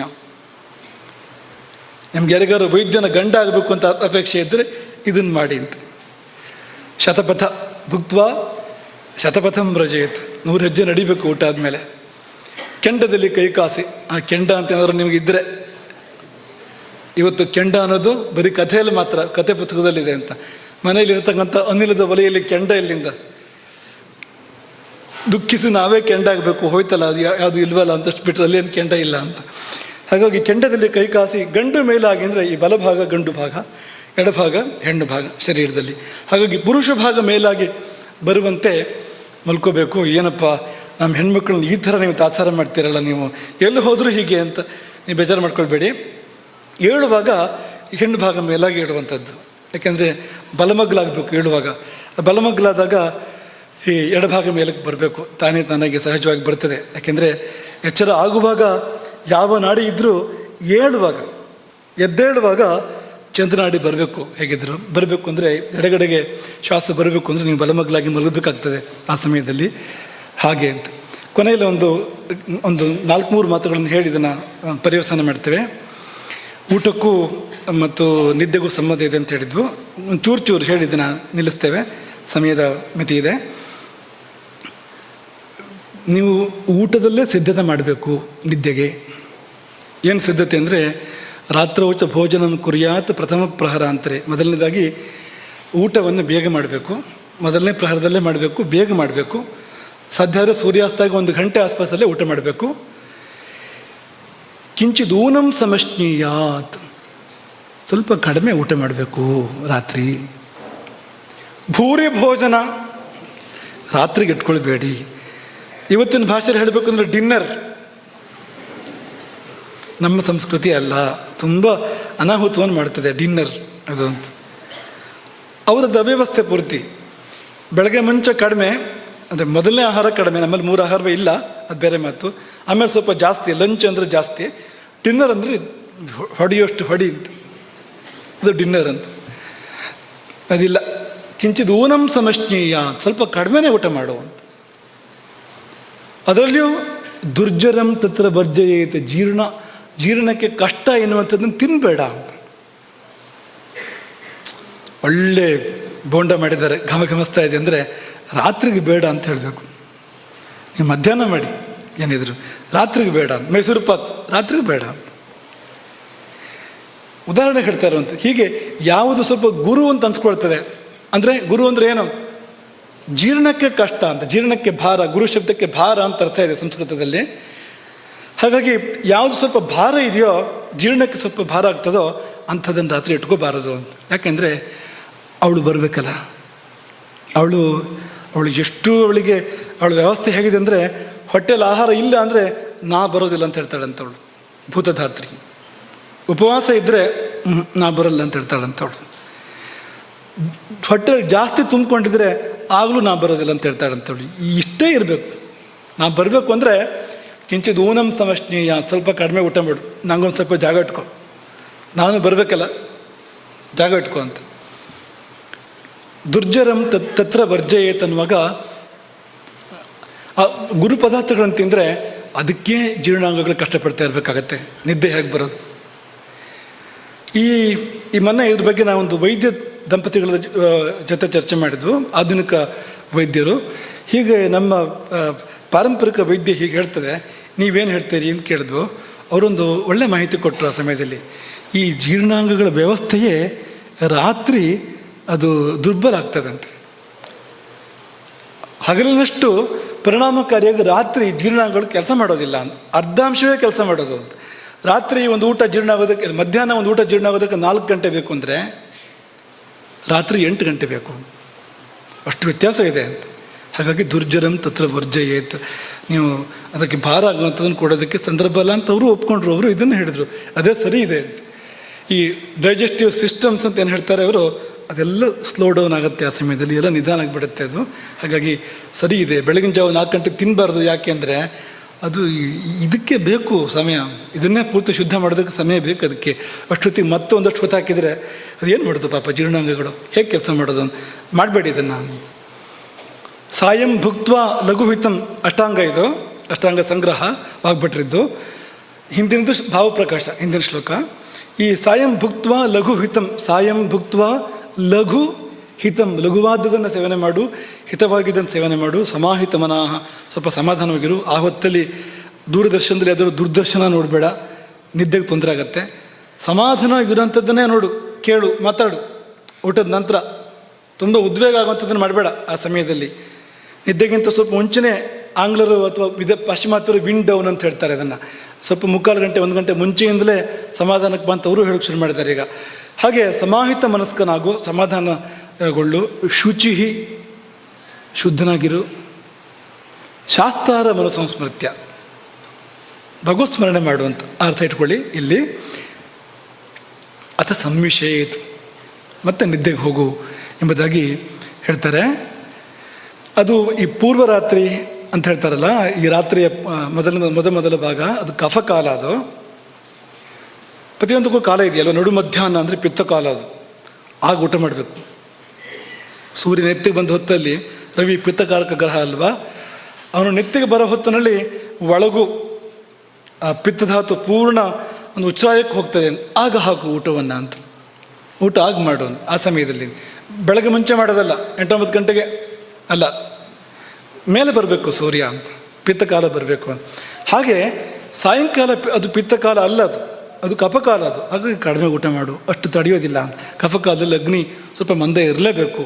ಅದನ್ನು ಏನು ಹೇಳ್ತಾರೋ ಅದನ್ನೇ ಬಹಳ ಮೊದಲು ನಮ್ಮ ಪೂರ್ವಜರು ಹೇಳಿದ್ದಾರೆ ಅಂತ. ಹಾಗಾಗಿ ನಿದ್ದೆ ಆವಾಹನೆಗೊಳ್ಳಬೇಕಾದ್ರೆ ಹೊಟ್ಟೆಯಲ್ಲಿ ಆಹಾರವಿರಬೇಕು, ಅದು ಹೆಚ್ಚು ಆಗಬಾರ್ದು, ಕಡಿಮೆ ಆಗಬಾರ್ದು, ಆ ರೀತಿಯಲ್ಲಿ ಇರಬೇಕು ಅನ್ನೋದು. ಹಸುವಿನ ಹಾಲು ಕುಡಿದ್ರೆ ಒಳ್ಳೆಯದು. ಒಂದು ಸ್ವಲ್ಪ ಮುಂಚೆ ಮಲಗೋಕ್ಕಿಂತ ಒಂದು 1/2-3/4 ಗಂಟೆ ಮುಂಚೆ ಹಸುವಿನ ಹಾಲು ಕುಡಿದ್ರೆ, ಗೋಕ್ಷೀರ, ಅದು ಒಳ್ಳೆ ನಿದ್ದೆ ಕೊಡುತ್ತೆ ಮಾತ್ರ ಅಲ್ಲ, ಒಳ್ಳೆ ಸ್ವಪ್ನಗಳನ್ನು ಕೊಡುತ್ತೆ. ಈ ಎಚ್ಚರದ ಸುಖಕ್ಕಿಂತ ಮೇಲೆ ಸ್ವಪ್ನ ಸುಖ ಇನ್ನೂ ಹೆಚ್ಚು ಆನಂದ ಆಗತ್ತಂತೆ ಸ್ವಪ್ನದಲ್ಲಿ. ನನಸು ಕನಸು ಅಂತ ಹೇಳ್ತಾರಲ್ಲ, ಒಂದು ಕನಸು ನಂದಿದು ಹೆಚ್ಚು ಸುಖ ಇದೆ ಅಲ್ಲಿ ಅಂತ. ಈ ಜಾಗೃತ ಅವಸ್ಥೆಗಿಂತ ಸ್ವಪ್ನಾವಸ್ಥೆಯಲ್ಲಿ ಹೆಚ್ಚು ಸುಖ ಇದೆ. ಅದಕ್ಕಿಂತ ಸುಷುಪ್ತಿಯಲ್ಲಿ, ಗಾಢ ನಿದ್ದೆಯಲ್ಲಿ ಇನ್ನಷ್ಟು ಸುಖ ಇದೆ. ಮತ್ತು ಮೇಲಕ್ಕೆ ತುರಿಯಕ್ಕೆ ಹೋದರೆ ಪರಮ ಸುಖ ಇದೆ ಅಲ್ಲಿ. ತುರಿಯದಲ್ಲಿ ಮುಂದೆ ಹೋದಂತೆ ಹೆಚ್ಚೆಚ್ಚು ಸುಖ ಅಂತ. ಹಾಗಾಗಿ ನಿಮಗೆ ಒಳ್ಳೆ ಸುಖ ಬೇಕು ಅಂದರೆ ಗೋಕ್ಷೀರ ಸೇವನೆ ಮಾಡಿ ಮಲ್ಕೊಳ್ಳಿ. ಮತ್ತು ಎಮ್ಮೆ ಹಾಲು ಅಂತ ಕೇಳಬೇಡಿ. ಎಮ್ಮೆ ಹಾಲು ಅದು ಉಪಯೋಗ ಇಲ್ವಾ ಅಂದರೆ ಉಪಯೋಗ ಇದೆ. ಯಾವಾಗ ಅಂದರೆ ಪೂರ್ತಿ ನೀನು ಅಗ್ನಿ ಕೆಡಿಸ್ಕೊಂಡಾದರೆ, ಪೂರ್ತಿ ನಿದ್ದೆ ಕೆಡಿಸ್ಕೊಂಡಾದ್ಮೇಲೆ, ನಿದ್ದೆ ಹೋಯ್ತು ಅನ್ನೋ ಸಂದರ್ಭ ಬಂತು, ಕಾಯಿಲೆಯಾಗಿ ಬಂತು ಅಂದರೆ ಎಮ್ಮೆ ಹಾಲು ಕುಡಿಯಾಗ ಅಂತ. ಮಾಹಿಷ ಕ್ಷೀರಂ ಸ್ವಪ್ನ ಜನನಾಂ ಶ್ರೇಷ್ಠಂ ಅಂತ ಆಗ ಬಂತು ಚರಕ ಸಂಹಿತೆ.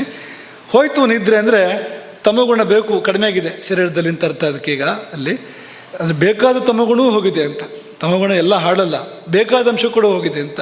ಮತ್ತೆ ತಗೊಳ್ಳೋಕ್ಕೆ ಏನೇನು ಮಾಡೋಕ್ಕೆ ಸಾಧ್ಯ ಇದೆಲ್ಲ ಮಾಡಬೇಕಾಗತ್ತೆ. ಅದರಲ್ಲಿ ಒಂದು ಇದು ಎಮ್ಮೆ ಹಾಲು ಕುಡಿ ಅಂತ. ಅಥವಾ ಅತ್ಯಗ್ನಿ, ಹೊಟ್ಟೆಗೆ ಹಾಕಿದ್ದೆಲ್ಲ ಸುಟ್ಟು ಬಿಡುತ್ತೆ ಅದು ಅಗ್ನಿ. ಆಗಿದೆ ಅಂತ ಅಂದ್ಕೊಳ್ಳಿ ನೀವು. ಊಟ ಮಾಡಿ ಅರ್ಧ ಗಂಟೆಗೆ ಮತ್ತೆ ಹಸಿವು ಅಂತ, ಎಮ್ಮೆ ಹಾಲು ಕುಡಿ ಅಂತ. ಅಲ್ಲಿ ಹಿತಂ ಅತ್ಯಗ್ನಿ ಅನಿದ್ರೇಭ್ಯ, ಅತ್ಯಗ್ನಿ ಇದ್ದಾಗ ಅನಿದ್ರಾ ಆ ಸ್ಥಿತಿ ಇದ್ದಾಗ ಗರಿಯು ಮಾಹಿಷಂ ಹಿಮಂ ಅಂತ ಅಷ್ಟಾಂಗ ಹೃದಯದ ಮಾತು. ಅದು ಅತ್ಯಗ್ನಿ ಅನಿದ್ರಾ ಅಂದರೆ ಕೆಟ್ಟಾಗ ಅದು ಮೈನಸ್ ಜಾಸ್ತಿ ಪ್ಲಸ್ ಆಗ್ತದಲ್ಲ, ಹಾಗೆ ಕೆಟ್ಟಾಗ ಅಂಥದ್ದೇ ಒಂದನ್ನು ಕೊಟ್ಟು ಸರಿ ಮಾಡೋದು ಅದನ್ನು ಅಂತ ಆ ಕಡೆಯಿಂದ ಅಂತ. ಆ ಹಂತಕ್ಕೆ ಅದು ಬೇಕು. ಕಾಲ ಹೇಗಿದೆ ಅಂದರೆ ಹೋಳಿಗೆಗೆ ಎಮ್ಮೆ ತುಪ್ಪವೇ ಬೇಕು, ಅದರಲ್ಲೂ ಅದು ಗಟ್ಟಿ ಇರಬೇಕು. ಹೊಟ್ಟೆ ಹಾಳಾಗೋದಕ್ಕೆ ಇದರಂಥ ಒಳ್ಳೆಯ ಔಷಧ ಬೇರೆ ಯಾವುದೂ ಇಲ್ಲ.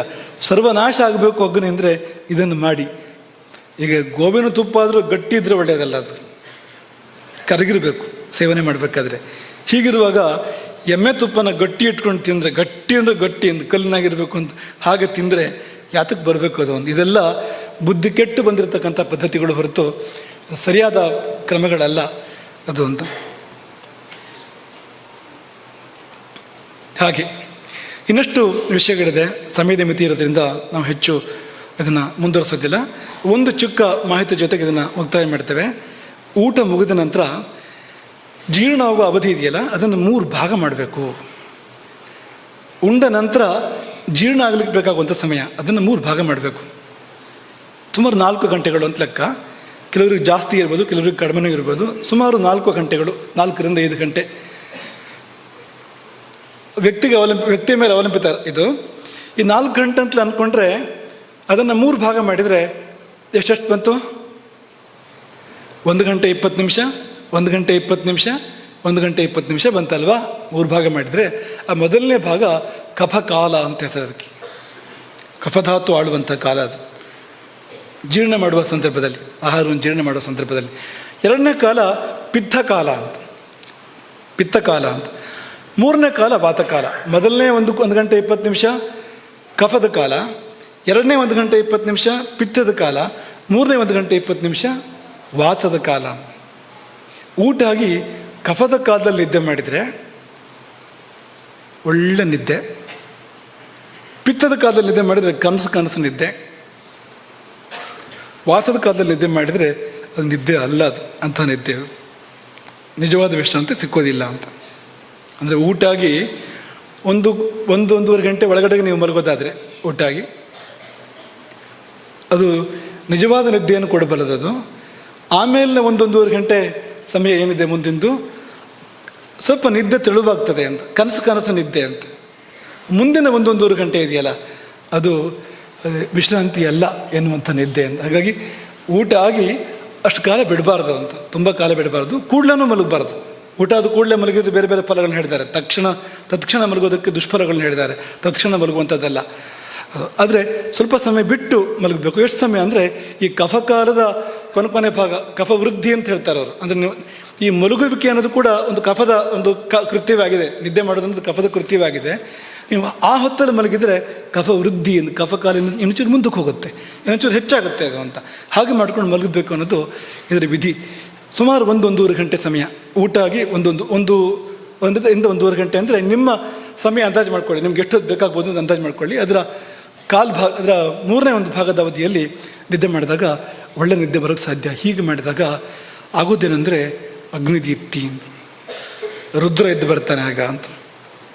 ನೀವೇನು ಕೊಟ್ಟರು ಆಹಾರ ಜೀರ್ಣ ಆಗ್ತದೆ ಅಂತ. ಚೂರು ಹೆಚ್ಚು ಕಡಿಮೆ ಆದರೂ ಆಹಾರ ಹೇಳಿದಂತೆ ಮಾಡೋಕ್ಕಾಗಿಲ್ಲ, ಸ್ವಲ್ಪ ವ್ಯತ್ಯಾಸ ಆಯಿತು. ನೆಂಟರ ಮನೆಗೆ ಹೋಗಿದ್ದೆ, ಇನ್ನೆಲ್ಲೋ ಹೋಗಿದ್ದೆ ಅಂದರೂ ಅದನ್ನು ಸರಿ ಮಾಡೋ ಶಕ್ತಿ ಅಗ್ನಿಗೆ ಬರುತ್ತೆ.